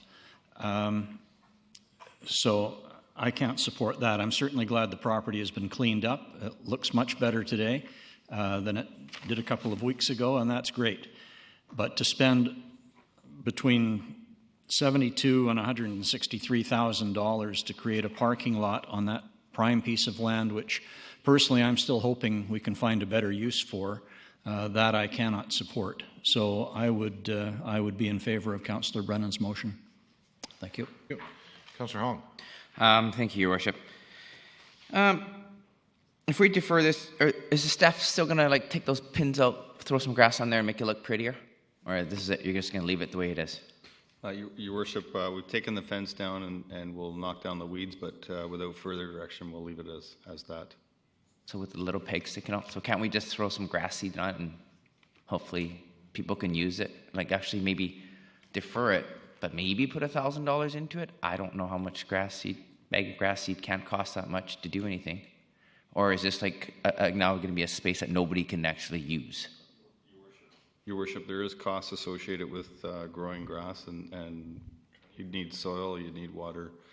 The grass seed's one part of it, but there's a cost associated with that as well. To follow up on that, can we temporarily give the site to the DMBA like we do with Dana Crawl Plaza and let them manage it with their budget and do whatever they feel fit until we find a better use for it? Maybe they can turn it into a parklet like Mr. Sherry said, with all the spaces that they did in the street, or whatever they see fit. Maybe parking for the business owners that are lacking parking, and they can have control over it temporarily until we find a suitable use for it. Is that possible? If they're interested. I don't know if they are or not. Thank you. You do have a motion on the floor, though, at the moment. Councillor Pratt. Thank you. I'm very pleased to see that it has been cleaned up. It looks 150% better than it did. There's no doubt about that. Just taking that fence down and getting rid of all that plastic has really helped. I really believe that the reason I seconded this motion is because I really do believe that that's a very valuable piece of land, and we shouldn't be discounting anything for the future where it is concerned, and I think a parking lot is very short-sighted. I think that's just a valuable piece of land that needs to be developed, and I can't support this, or at least I will support the motion to defer this until we have a much clearer idea of whether we're going to go out and look for a new developer or whatever other decision we decide. But I think we're very premature in trying to put this into a box right now and decide what we're going to do with it. Thank you. Councillor Fuller. The fence has been taken down. The fallen signage has been taken down. Essentially what we've got is a barren piece of dirt with weeds on it. That's it. It doesn't look much better. It looks a bit better. Do I want to see a parking lot there? No, I don't, actually. But I would like the idea of somehow leveling it, throwing 4 or 5 inches of dirt on it, and getting some grass seed. Anything to make it look better, temporarily. And I cannot see that costing a huge amount of money. So I can't support this motion the way it stands. Thank you. Councillor Yoakum. Thank you. I think when the motion was made, I think it was Councillor Bestwick stating a parking lot or something, anything he said. So I think the direction was, let's get something happening there, and that we're going the right way with the parents. I think we should also, if it hasn't already happened, just list the thing where it was listed for $600,000, and put it out on the market. Get it on the market, and someone may have money to come here, because if someone wants to come here and do something, they'll come here and do something. I think chasing some of these dreams, we'll be chasing dreams for a long time. So I disagree with that council has not articulated a vision for this long-term use. Well, council did. We did not control the market. I know some still like to want to blame council for what happened there. We can't control what happened. We gave opportunity, so we did provide a long-term option, more so the previous councils did long before I got here. So nevertheless, we should be creative, put it on the market in the interim, create some parking. I totally concur and agree with Mr. Sherry, or create some artisan center or something. Be creative. We can think of reasons what not to do it, but we got to do something in the interim, and nevertheless, put it on the market. Thank you. Thank you. Mr. Swaby? So, Your Worship, I wanted to put into some context maybe to help with time frames, because we have talked about strategic planning and priorities and discussions about things like what to do with the hotel site. And my intention, subject to council accepting that, was to, at the core review meeting on the 28th, to make a presentation related to our strategic planning priorities that were established, and have the facilitator walk council through a little process to explore whether or not those are still the priorities. And maybe one of the issues is, what do we do specifically with the hotel site? If council decides at that point that they're not interested in marketing it, as Councillor Yoakum talks about, and that you would like to have it long-term in some form of urban state that is nicer than it is now, then I would suggest moving forward with these types of improvements. So that just gives you a context of that's a relatively soon date, and delaying this by that much won't have that much of an impact. We've cleaned it up a little bit now, and you could wait. Thank you. Councillor Brennan. Yeah, the motion was to remove signage and fencing from the property, level and place driveway chip or pave, make the property available for use by tour buses and RVs, and prepare the site for paid parking uses. So all of those elements of that motion are parking lot. It's pretty hard to argue that it's not, because those are the words. So I think that it would be a mistake to move along that path and put a parking lot in there, particularly when we haven't gone through an exercise as a council to say, what do we want to do down there? That's prime downtown property. We generally talk about having the highest and best use, and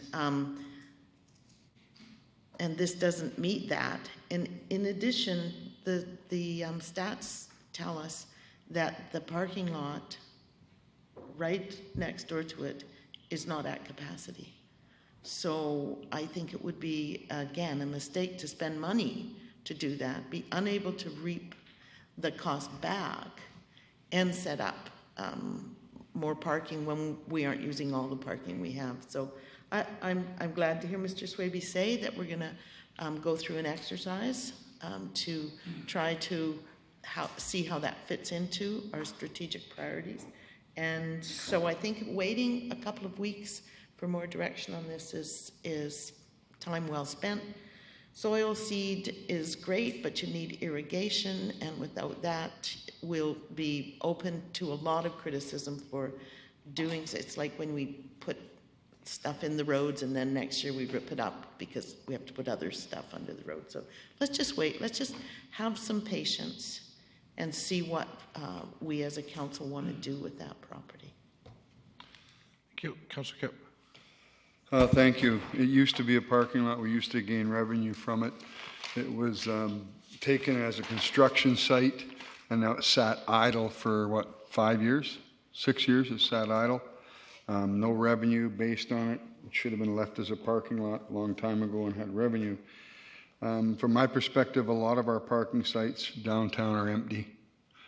A lot of them, we're at probably 50% of all of our uses, or even less of our parking sites. So from my perspective, parking and accessibility is probably a good thing.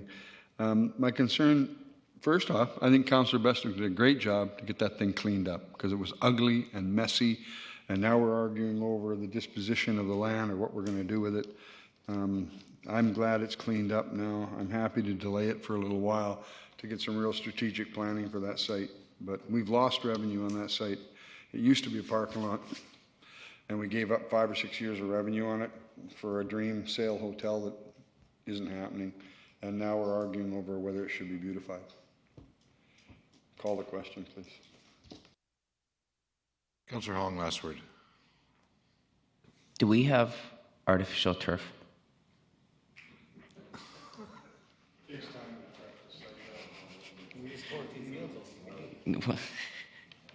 Just wanted to make it look pretty. Thank you. Okay, so we'll call the question. Does anybody need the motion read out? Are they okay? Thank you. All those in favor? Opposed? Motion carries. Thank you. I'm sorry, Councillor Yokin, were you opposed? No. Thank you. So, next item. Move the staff recommendations on closure of portion of Dundas Street and property disposition at Harewood Road. Okay. Can we All do three? All three? Seconded by Councillor Kipp or Councillor Hong. Thank you. Discussion? Seeing none, call the question. All those in favor? Opposed? Motion carries. Move the bylaw to move it past first reading. First reading, seconder. Councillor Brennan, thank you. Discussion, seeing none, all those in favor? Opposed? Motion carries. Move for second reading to head to public hearing. Yep, seconder? Councillor Pratt, thank you. All those in favor? Opposed? Motion carries. Yep. Unresolved building deficiencies. Notice on Title 57, or Title, Section 57. It's requested that Council hear anyone wishing to speak with respect to unresolved building deficiencies for the properties listed below. I'm showing 7 here, Mr. Farrar. Are they all still here? As far as I know, Your Worship, yes. Thank you. So, anyone wishing to speak to 1665 Bay Street, an illegal secondary suite? Seeing none. 1865 Bay Street, again, illegal secondary suite. Seeing none. 2067 Forest Drive, illegal secondary suite. None. 660 Beach Drive, authorization of a secondary suite. Seeing none. 2450 Highland Boulevard, work completed to construct a deck and to enclose an existing garage without a permit. Seeing none, move on. Number 7 Pirates Lane, pardon me. Work completed to construct an addition without a permit. None. 3620 Place Road, permit expired with outstanding deficiencies. 3620 Place Road, seeing none.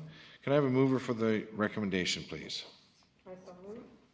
The Council by resolution instruct the corporate officer to file bylaw of contravention notice respecting the properties listed below at the Land Title and Survey Authority of British Columbia under Section 57 of the Community Charter. Seeing no speakers, I call the question. All those in favor? Opposed? You just waxed, yeah, you needed a seconder for one thing, and you just ran right through that before I could push the button. Would you like to second it? I'll second it, but I still want to speak. Go ahead. Okay. More questions to staff. And this goes to the secondary suite issue, which is one that I've been pretty interested in. How many of these homes with these illegal secondary suites have been charged for double garbage, double water, double etc. for how many years? And the reason I ask this is I know of one in recently that had been charged for, probably going on 15, 20 years. Double garbage, etc. And it was an illegal secondary suite. So I always thought, well, geez, so we've condoned that. We're getting revenue from them. And then all of a sudden, when it suits us, we'll go after them for that to put a Section 57 on their title. And to me, that doesn't seem fair. And somehow, I can almost see a group of them, and I hate to say this because it might give people ideas, getting together to file a class action suit against the city to recover the money they paid on all these garbage, sewer, and water things. So I'm just curious. Your Worship, and Mr. Lindsay can help out. The issue of secondary suites, as it became an issue, and there was 3,000, 4,000, 5,000 suites created in the city illegally, and we embarked on what to do with this problem because it became a huge problem for safety issues for people living in the suites. We did start charging user rates because the taxpayers were actually paying for their pickups and their utilities for them, and that's also not appropriate in my opinion. So yes, we did know about them, and yes, it's appropriate to charge them until we dealt with whether council wanted to legalize secondary suites or not legalize them. And then council, through a very formal process, established the criteria for which you could apply to have your suite dealt with in a way that was safe and maintained, or removed, and we would stop charging you the user rates. So that's really the history on that. We don't think it's appropriate that the general taxpayers pay for the illegal use of utilities. Thank you. Councillor Fuller. Just one follow-up question. When the criteria was developed, did we send letters to all of these 5,000 homes that we knew had illegal secondary suites to give them the criteria? Or are we just landing the criteria on them as we get to them? Well, Your Worship, we did do an extensive advertising process that gave grace periods for them to apply. I can't guarantee that we reached all applicants, and to this day, we still uncover more suites that have been in existence for years. So we have been working through them. It's a process that's labor intensive. We didn't have the staffing to go through every suite. Council would never, you would spend your whole council meetings dealing with these because there are so many of them. So it has to be an orderly approach. Mr. Lindsay may know exactly if we contacted each one of them, but certainly probably everyone that we knew of we did contact. Do you have another supplemental question, or are you going to wait till the next speaker and then come back after? Well, I just heard two things there. One, no, we didn't contact them, and two, yes, we did contact them. So I'm still not clear. You know, and if we didn't, it seems to me like, you know, the cost of postage, et cetera, and knowing these are illegal secondary suites, you know, it would cost us a bit for some paper to do up a notice on the criteria and just send it to them and let them know so that they can make that decision and perhaps come forward ahead of time instead of waiting for a bylaw officer to come to the door and then going through that process and that cost.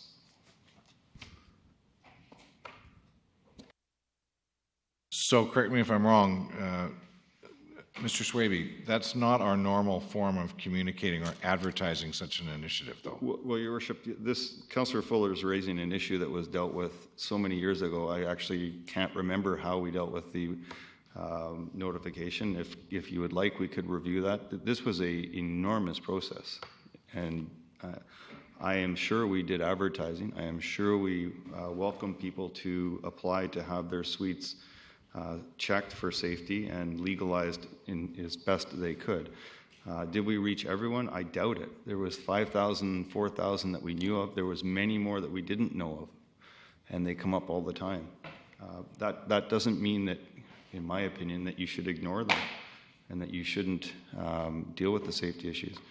Whether they've been charged user rates or not, we certainly haven't gone back when we find illegal suites that weren't paying user rates and asked them to repay them for the 30, 40 years that they've been in existence. But the ones that we do know about that we have been charging user rates are on a docket and get dealt with in a fashion that is related to the manpower that we can put to it. Councillor Brennan.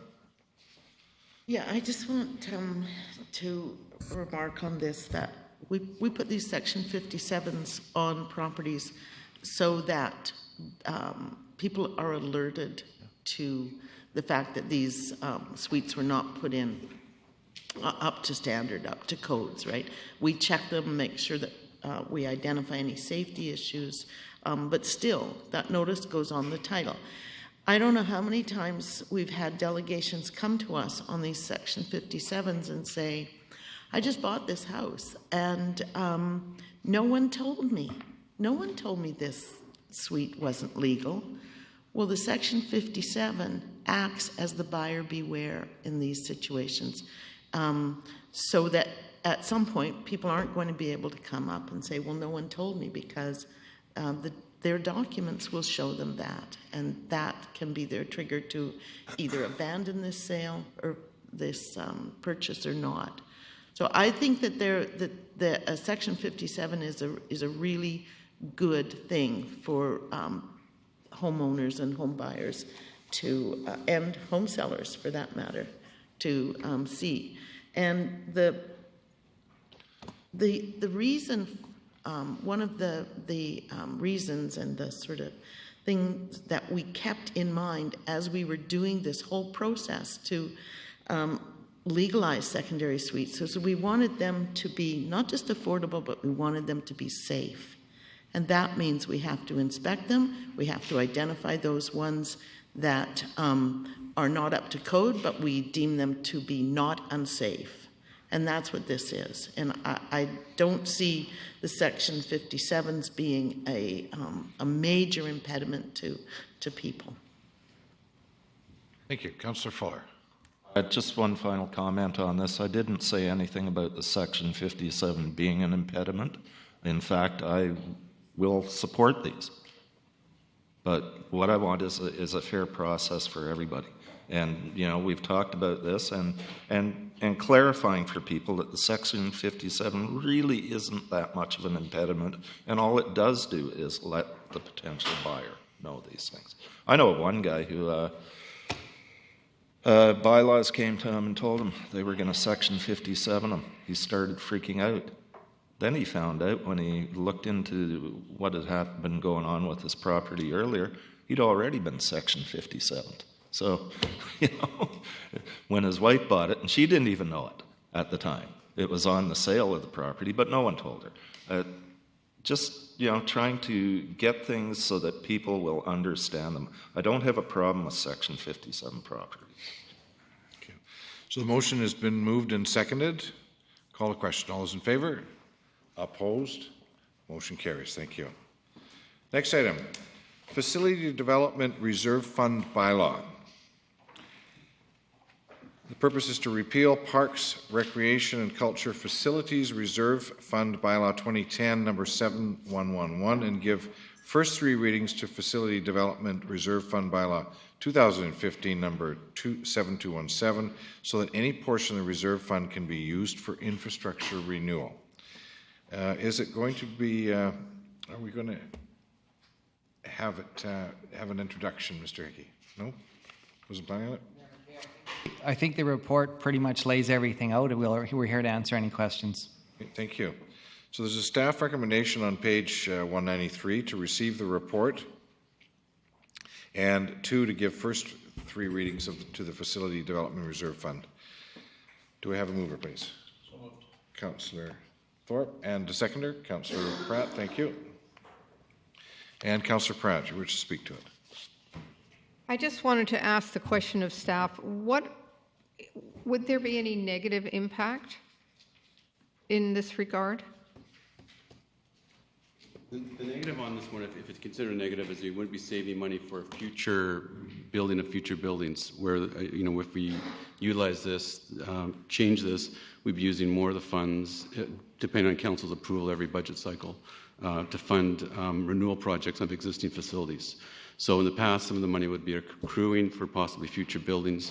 The example in the report, in years past, none of it was used for renewal, it was all for new. So, for example, funds were saved for Oliver Woods in the past facility. Other funds were saved for the expansion to Bevan Park Pool back in the 90s. So that would, the down would be that you wouldn't be using it. So from my point of view, when council makes decisions knowing all the information, there's no bad decision. And so there is no downside. When you know that you're transferring this fund for some other purpose, that's okay. It just allows you flexibility. So can I have a follow-up to that? Certainly. I'm thinking of the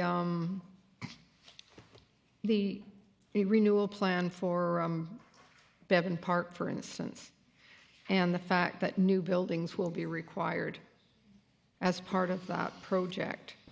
But that impact. It only the change is that council now has the ability to use this money for other issues. Or for a new facility renewals. as well. Right. Okay. So it provides you flexibility, whereas before, inadvertently, we had a bylaw that actually restricted council's ability to spend the money in other ways that were legal, and this just frees it up for you to do what you'd like. Thank you. Thank you. Any further speakers? If not, it's been moved and seconded. All those in favor? Opposed? Carried. Thank you. So we need motion that Facility Development Reserve Fund Bylaw 2015 pass first reading, please. Councillor Pratt, seconded by Councillor Thorpe. Thank you. Any discussion? Seeing none, call the question. All those in favor? Opposed? Motion carries. Motion that Facility Development Reserve Fund 2015 number 7217 pass second reading. Can we have a mover? Councillor Pratt. Councillor Thorpe, thank you. Call the question. All those in favor? Opposed? Motion carries. That Facility Development Reserve Fund Bylaw 2015 number 7217 passed third reading. Councillor Pratt, Councillor Thorpe, thank you. All those in favor? Opposed? Carried. And a final motion, receive for information. My goodness, that's a different item. Pardon me. Next item. Motion, receive for information the minutes of the Colorado Dam Select Committee meeting held on August 18th, 2015. So moved. Thank you. Seconded by? We have a seconder. Councillor Thorpe, thank you. Moved and seconded. Discussion. Councillor Kep. Thank you, Your Worship. There was some, during the committee meetings, there were some questions that were asked about, I'm not certain if they've been answered, but I have one, the wildlife in the park now. Do we know what's happening with that through the staff? The owl, Jerry's owl, 2 of them. Are we doing anything with those, or just, is there any wildlife plans? Mr. Seaver? Sorry, I only got part of the question. Could you repeat the question, please? There's wildlife in the park, like the owls that are roosting in the trees. We planning anything for this tree removal, or? And I guess follow-up, is there permits, or is the tree management plan in place, and is the riparian area plan in place now? Are those drawings available? Certainly. The first one is in tree nesting, bird nesting, is that we had a biologist on site 3 weeks ago, and he was back on site today just before tree cutting to confirm there's no bird nesting happening in the trees that are going to be removed. Yes, we have a tree removal, tree management plan and tree removal plan for the site, and we have the various environmental approvals in place for the work to be undertaken. A riparian? Yes, at this time the riparian area is not needed for a development permit because it's in a city park, but we're certainly adhering to the regulations for that developers would have to adhere to as well for this construction. Thank you. Thank you. Seeing no further speakers, it's been moved and seconded. Call the question. All those in favor? Opposed? Motion carries. Next item, bylaws with no accompanying report. Motion that zoning amendment bylaw number 4500-079 to rezone a portion of property at 1099 Bruce Avenue from steep slope residential R10 to duplex residential R4 to permit 11 duplex lots be adopted. Do I have a mover, please? Councillor Kipp, seconded by Councillor Thorpe. Thank you. Discussion? Seeing none, call the question. All those in favor? Opposed? Motion carries. Next item, motion that counts zoning amendment bylaw 2015-4500-080 to rezone a portion of the subject property from medium density residential R8 to single dwelling residential R1 in order to permit the subdivision of an existing home from the remainder of the property be adopted. Do we have a mover, please? So moved. Moved and seconded. Councillors Thorpe and Pratt. Thank you. No speakers. Call the question. All those in favor? Opposed? Motion carries. And lastly, on bylaws, that highway closure and dedication removal portion of Lambert Avenue adjacent to 306 Hillcrest and the lane adjacent to 525 3rd Street, bylaw 2015-7214 be adopted. Do we have a mover, please? Councillor Pratt, thank you. Seconder? Councillor Fuller, thank you. And we have a speaker. Councillor Kipp. Oh yeah, I've had a question posed to me about this. If we're closing these road dedications, and these are on now individual lots, and the rezoning for this property has been sent back, if this passes and the rezoning doesn't come to fruition, how do these lots 1 through 7 access their property? Mr. Lindsay. You can refer to page 206. It's got the drawing on it that shows the closure and it shows the lots. How would they access lot 1, 2, 3, 4, 5 if these roads are closed and no rezoning application goes through? Thank you, Worship. First of all, just in terms of process, so if the bylaw is adopted, the road is not actually closed until such time that a plan is submitted to the Land Titles Office.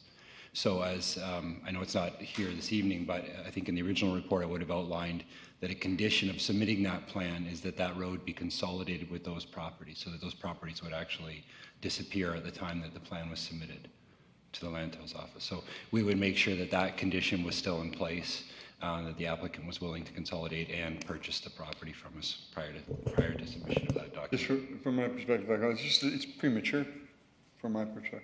Thank you. It's been moved and seconded. Seeing no other speakers, call the question. All those in favor? Opposed? Councillor Kipp opposed. Thank you. Motion carries. Next item, number 15, other business. At the regular council meeting held 2015, August 17, Councillor Thorpe advised he'd be bringing forward the following motion for council's consideration: that council direct staff to provide an update on the progress made on the Watson Governance Report recommendations. Do we have a mover, please? Councillor? I'll make that motion. Yes. Do you wish to speak to that motion? If I get a seconder, I will. Seconder? Thank you. Thank you, Your Worship.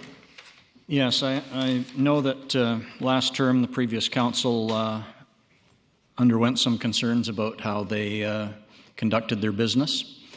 And I think it's fair to say that this council has also had similar concerns. I know that the last council spent time and money approving the Watson report, which came back with some recommendations. I'm simply curious to know what those recommendations were and which ones have been followed through with and which ones haven't, so that we can get an idea if there's anything in that report that might help us as we move forward. I know I heard comments earlier this evening from councillors about how we need to improve our communications with each other as councillors, communication between council and staff, and communication between council and the public. And people need to know where the goalposts are. And if this is something that could help us or be a starting point to help us, then I think we should be brought up to date on this report. Thank you. Thank you very much. Seeing no further questions, call the question. All those in favor? Opposed? Councillor Fuller, are you opposed? Sure. Thank you. Councillor Fuller, opposed. Motion carries. Thank you. And we move into item 16, question period. Agenda. Oh, pardon me. We've got more than one. Mr. Taylor will be with you in a minute. Go ahead. Thank you. I move that the issue of refugee settlement, or where is it? The issue of refugee settlement local response be referred to the Social Planning Advisory Committee for a report on ways in which municipalities may respond to the current refugee crisis. Thank you. Seconder? Thank you. I could speak to it if you wish. Please. Yeah, I have been called by a group who wants to sponsor a refugee, a family, and they're not clear on how the city how they might interact with the city. And so I thought the Social Planning Committee would be a good place to go for advice on how we might deal with that. In addition, the Federation of Canadian Municipalities today sent out, or today sent out a message that the FCM is working on a task force to look at the issue of local responses and across the country. So I think our Social Planning Committee could be in contact with the FCM and get the reports from there, and then just prepare a report for us for how our local response might look. That isn't to say that I'm suggesting money be spent bringing refugees here, but just how we can coordinate our response, and that, I think, requires some investigation. Thank you. Councillor Fuller. I was just trying to get on Facebook here. I know the Immigrant Welcome Center are having some sort of a information thing, and they're going to be doing some stuff on this. I'm sure you know about that. Okay, so that's next Yeah. And, I would expect that the Social Planning Committee will be working with the immigrant settlement workers at the Multicultural Society. So I think that we are going to be asked how are we going to respond, and I think we need to have some answers. Thank you. Seeing no further questions, call the question.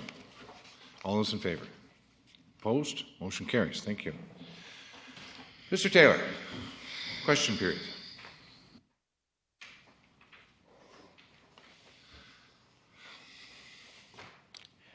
My name is Fred Taylor of 204 Emery Way. And in following your rezoning question, etc., for 3rd Street properties, and in my past experience in watching council, community contributions, road closures and everything were held until acceptance of the question of rezoning. Would this not encourage or force council members to vote against the neighborhood for the rezoning when it comes back to council?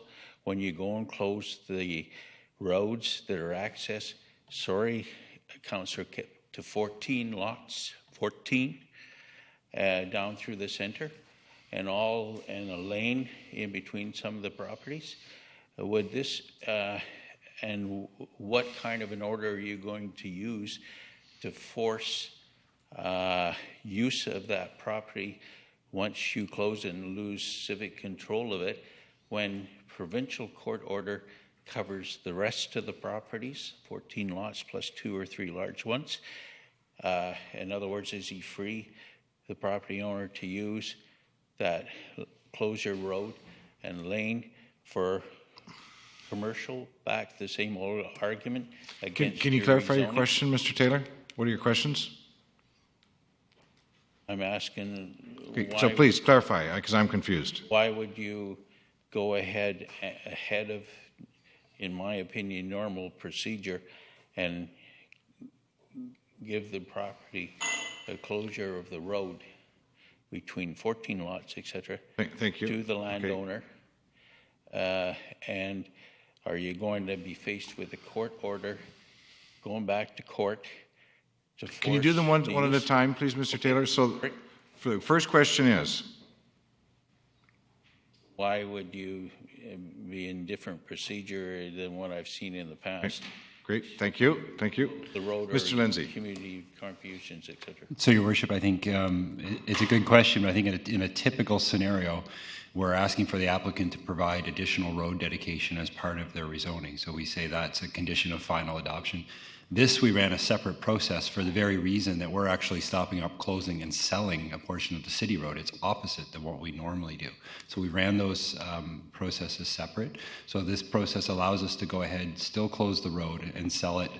I believe from memory it was $80,000 approximately to sell that property, and allow it to actually be developed in the long term. How it's developed now will ultimately be up for the applicant to come forward to. So it would leave the property open as a large block of land to be developed as it's zoned now, these single lots, and new roads into the property? Because that's what you're saying. Well, I'm saying it's up to the applicant to decide, or the owners decide how they want to proceed. That is one option. They could apply for subdivision under existing zoning, in which point any road they dedicate would be through the subdivision process. The other would be to modify their application, to come forward with a revised application for the entire property. The third option would be to wait the 6 months as per the council's procedures and notification bylaw and come back with the same bylaw or same application for reconsideration. The city of Nanaimo was forced into provincial court to try and govern the uses of all the lands that exist today. Once you provide our civic land to the owner, what is going to govern the use? Your Worship, it would be the same thing that governs the use on every other property in the city. That would be the zoning bylaw. But it failed, sir, it failed, and you had to take the person to court to force the use, which happens to be different than your zoning today, which you know. It is different. Your Worship, I'm talking specific. I thought we were talking about the road dedication, the area of road. The area of private property that's currently held would still be under the subject of the order. The property that we're closing is owned single family, and that's the only use that would be allowed on that property until such time council considered rezoning. So the storage of wrecked cars and everything will disappear tomorrow? The storage of wrecked cars on the City of Nanaimo property should not be occurring today. Thank you. You'll look after that then. My next question is, when was the last application for a liquor store at Brooks Landing? Worship, I don't have the date, but we can get it. It was just a few years ago, Mayor McKay, and the city supported it. And what's your question, Mr. Taylor? Why would the city be against the rezoning question today when they supported one just a few years ago? And if you so wish to support my evidence, go to the provincial court registry, City of Nanaimo. Mr. Taylor, what's your question? And you will see that Mr. it Taylor, was defeated. What's your question? Why are you different today? I think that's council's prerogative, sir. No, it's staff's prerogative it was. It was staff's direction and difference. Thank you. Do you have another question? Yes. If you go to page 18 of your agenda, you'll see that's adoption of the minutes of the last special meeting.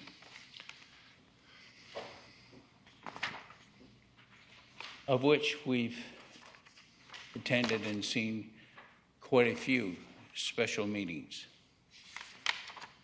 You'll notice by going to page 18, there's no question period. And there's been no question period for many special meetings prior to this one.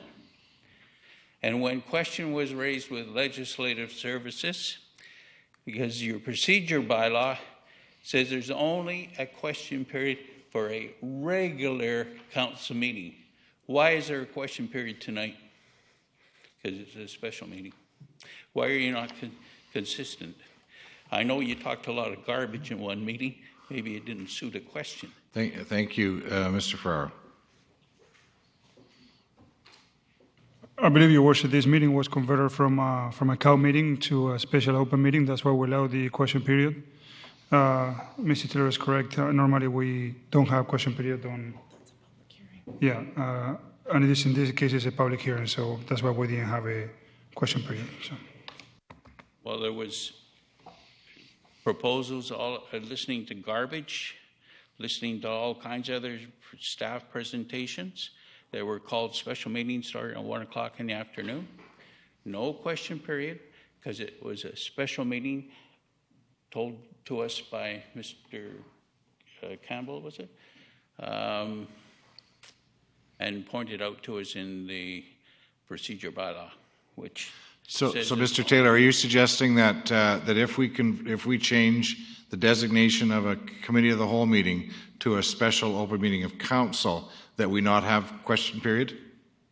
That's what we've been told in the past. No, is it, yes or no?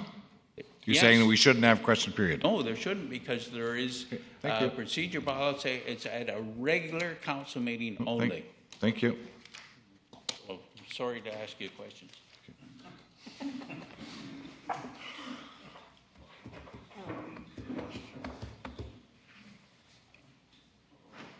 My name is Tim McGrath. I live at 431 3rd Street.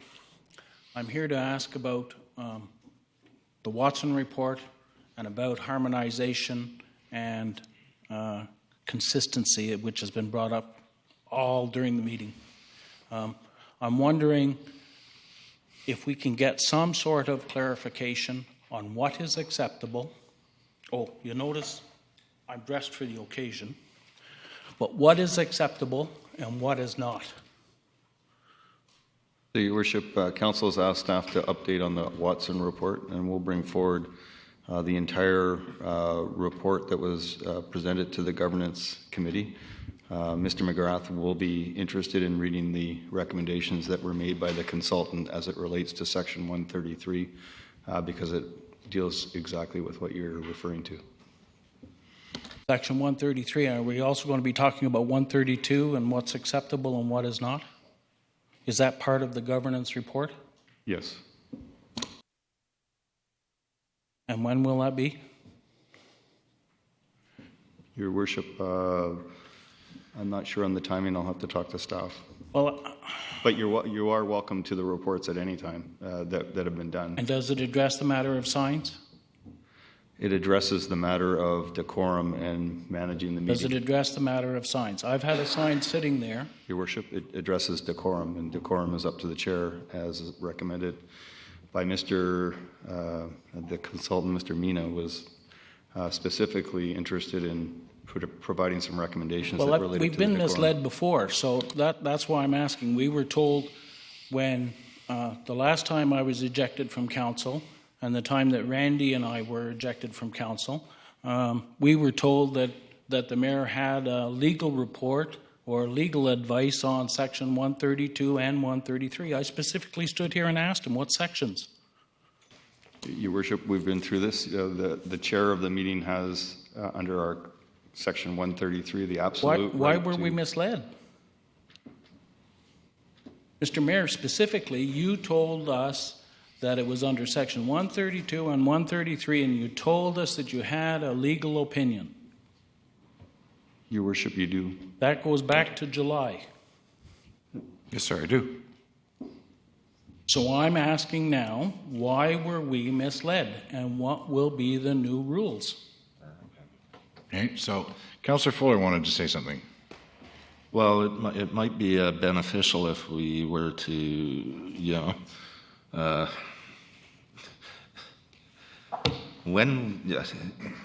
we just made a decision in camera, and I don't even think I can say anything about it because we've approved it to go to the public.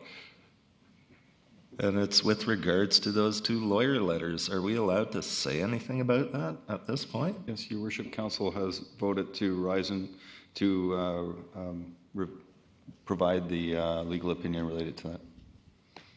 So those will be coming out to the public shortly, along with a couple other items that were brought up. The government person down in Victoria, as well as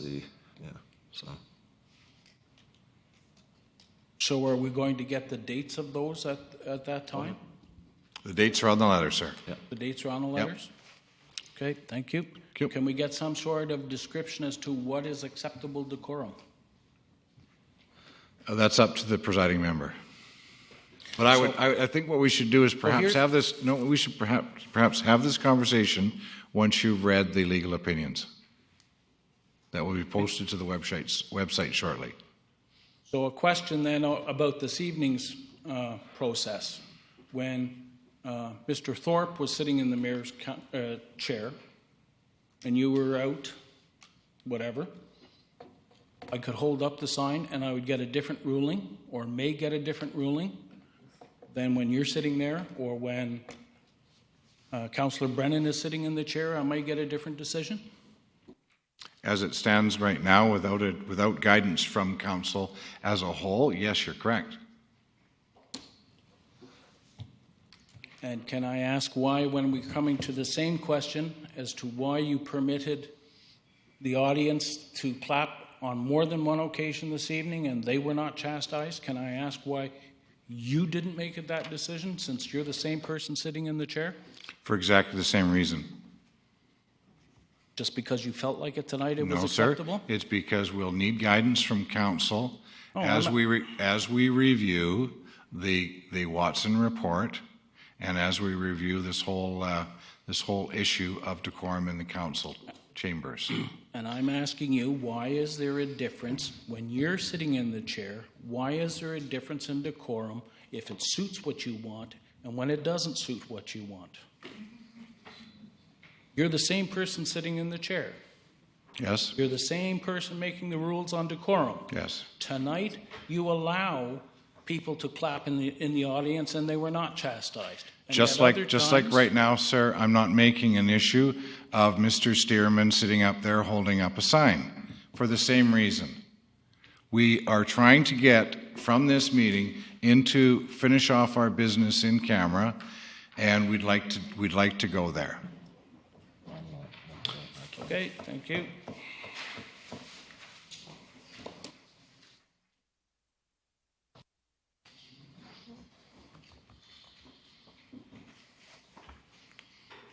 Ron Boland, 3165 King Richard Drive. With a quick question, I wanted to follow up the response to Mr. Fuller's question about Section 57. If I understood correctly, it seemed to me to lead to the fact that if people paid double garbage, they were on obviously a list that says what addresses are getting double garbage payments. And it sounded to me like we had people who were paying double garbage, and that list of those people may be being used to generate the list of these contravention notices. Is that correct? So that there is a direct tie between these things? Your Worship, to go back, of course, suites were only legalized in the community in 2004, but of course they were present for many, many years prior to that, and previous councils wrestled with how to deal with them. I can't go back and speak for all previous councils, but I think there was not a strong appetite to issue removal orders, so they were left in a position of how do you deal with the issue of equity around user rates, as Mr. Swaby mentioned earlier. So the council's decision at that time was to proceed with charging double user rates on those properties. So fast forward to 2004, by the time suites were legalized, we knew there was a very long list of these illegal suites in the community that we were charging user rates on, some of which we knew about, some we continue to find today.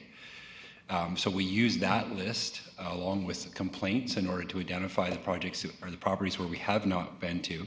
And again, the purpose for going to those properties is to make sure that the life safety issues are addressed, that these are safe and suitable for people to actually live in. So the fact that we've been charging user rates in no way legalized them, in no way endorse them as complying with the building code. It simply reflected the fact that there was an extra capital cost burden because of their presence. So that list is being used to generate this list, is that correct? Not every property you see in there will necessarily be on that list, but some of them will come from that list of properties that existed prior to 2004, yes. There could still be hundreds or even thousands of these situations still remaining? I don't have a number for you, but I think it's safe to assume at the time there were thousands of properties we knew of, and the estimate was, I think as Mr. Swaby mentioned, was 3,000 to 5,000 that may have existed in 2004. So we're slowly working our way through that list, and what you see there in front of you on a typical council evening is 4 to 5 that we bring forward each time.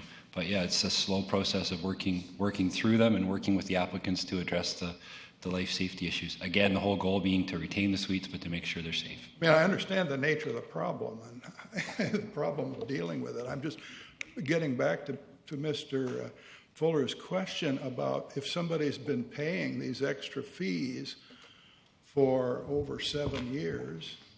Your Worship, our legal opinion was at the time that there is no culpability for doing that. Okay, so we have a legal opinion that says even though seems to imply that it's okay. But Mr. Boland, what council could do right now is pass a motion that we stop charging user rates and have the taxpayers pay for those user rates as we work through this list. I understand that. Fully I'm saying acceptable. What about those people who don't have a contravention notice on their file, and then they sell this house to some other poor person who later finds out that they're stuck? I mean, I understand that it's a serious problem. I understand that there's no easy solution. I'm just trying to understand what situation is, what we're really in. And that is a outstanding issue every day. And as was mentioned, when people come to the podium and say they just bought a house and no one told me, is frankly quite amazing. No lawyer would ever not disclose that a Section 57 exists as they transfer title. No realtor should, but possibly don't understand it. So we did embark on an educational process last year to help people with that issue, and we constantly talk to them. But you're talking about a lot of secondary suites that are illegal. Okay, well, I'm still a little shaky on how this breaks Well, out, but I do understand the nature I of the encourage you problem. to come in. If you're interested in this topic, we have staff that can certainly sit down with you at any time and talk to you. Okay, good. Thank you very much. Thank you.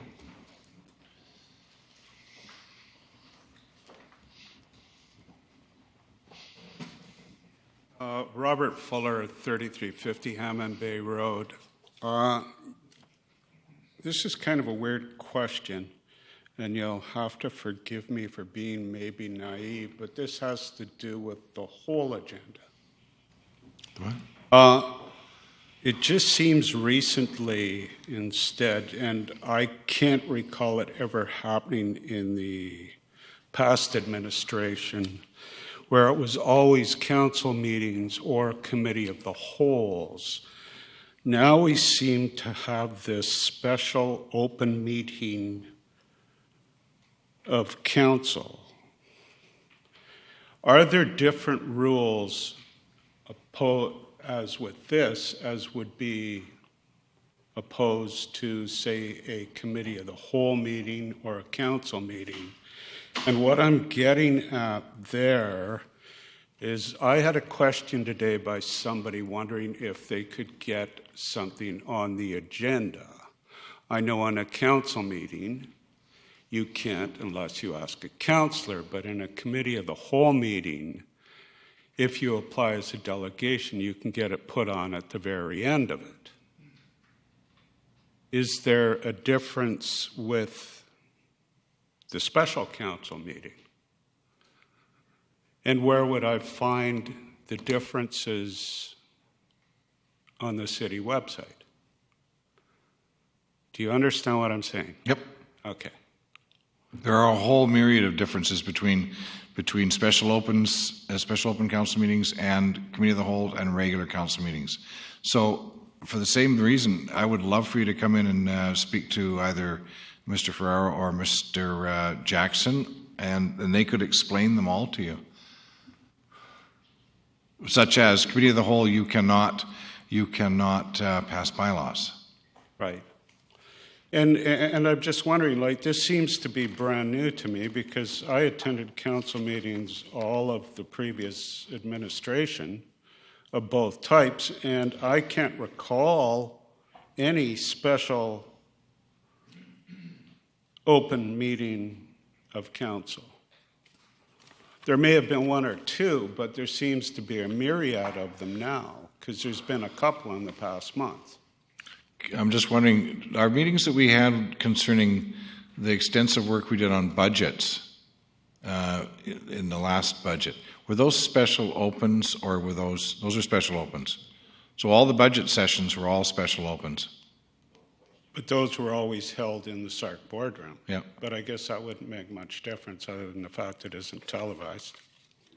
Your Worship, there is a long history. I actually agree with Mr. Fuller that the line has been blurred tremendously, and I think partly from public pressure to council to have all of your meetings in this room. And so what traditionally is a committee of the whole meeting in most communities, which is around a table in a small meeting room like the boardroom, where the public's welcome to come, but it's not televised, has now morphed into basically a council meeting. Unfortunately, there are certain things that you cannot do at committee meetings versus council meetings, like pass bylaws. And you can't have meetings that aren't constituted to have discussions at an informal table, such as a budget discussion that we've been having. So we have to call them special council meetings. We never did tackle the procedures bylaw, and that would be an area that would address Mr. McGrath's issues of decorum. It would address issues on whether we want to talk about how we hold the difference between a committee meeting and a council meeting. I strongly encourage council, still do, to go back to a committee of the whole meeting where you don't have large agendas that are filled with development issues and all the rest of the issues that traditionally are at a council meeting, and talk about strategic planning, talk about budget issues, talk about finance issues. There's a number of issues that we're missing having discussions because we're on camera in this meeting. And I think that you've raised an excellent point that council should talk about, is the difference between council meetings. But related to special council meetings, that's specifically to deal with those issues of budget, which council and strategic planning and core review and orientation that we did, that you can't have meetings without being constituted. So we had to either put them on council meetings, which are chock full of issues until 11 o'clock, or have special council meetings in the boardroom. And that was the decision council Does that had. mean that any meeting that has to deal with a budget is now a special open council meeting with no question period? No, what we mean is that we're having to constitute all sorts of special meetings in order to accommodate meetings in other places. The issue of whether you have a question period is so simple for council. If they'd like to have question period at a special meeting, they can pass that motion and deal with it. See, I find like if it's complicated for me and confusing, it's got to be really complicating for any member of the public that wants to come and speak to council. That's basically where I'm coming from. Good.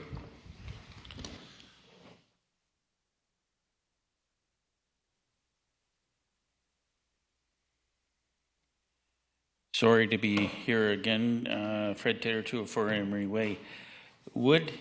Through the chair, would the city manager please clarify the type of letter that people do receive when a secondary suite on what you might call a legal secondary suite is discovered?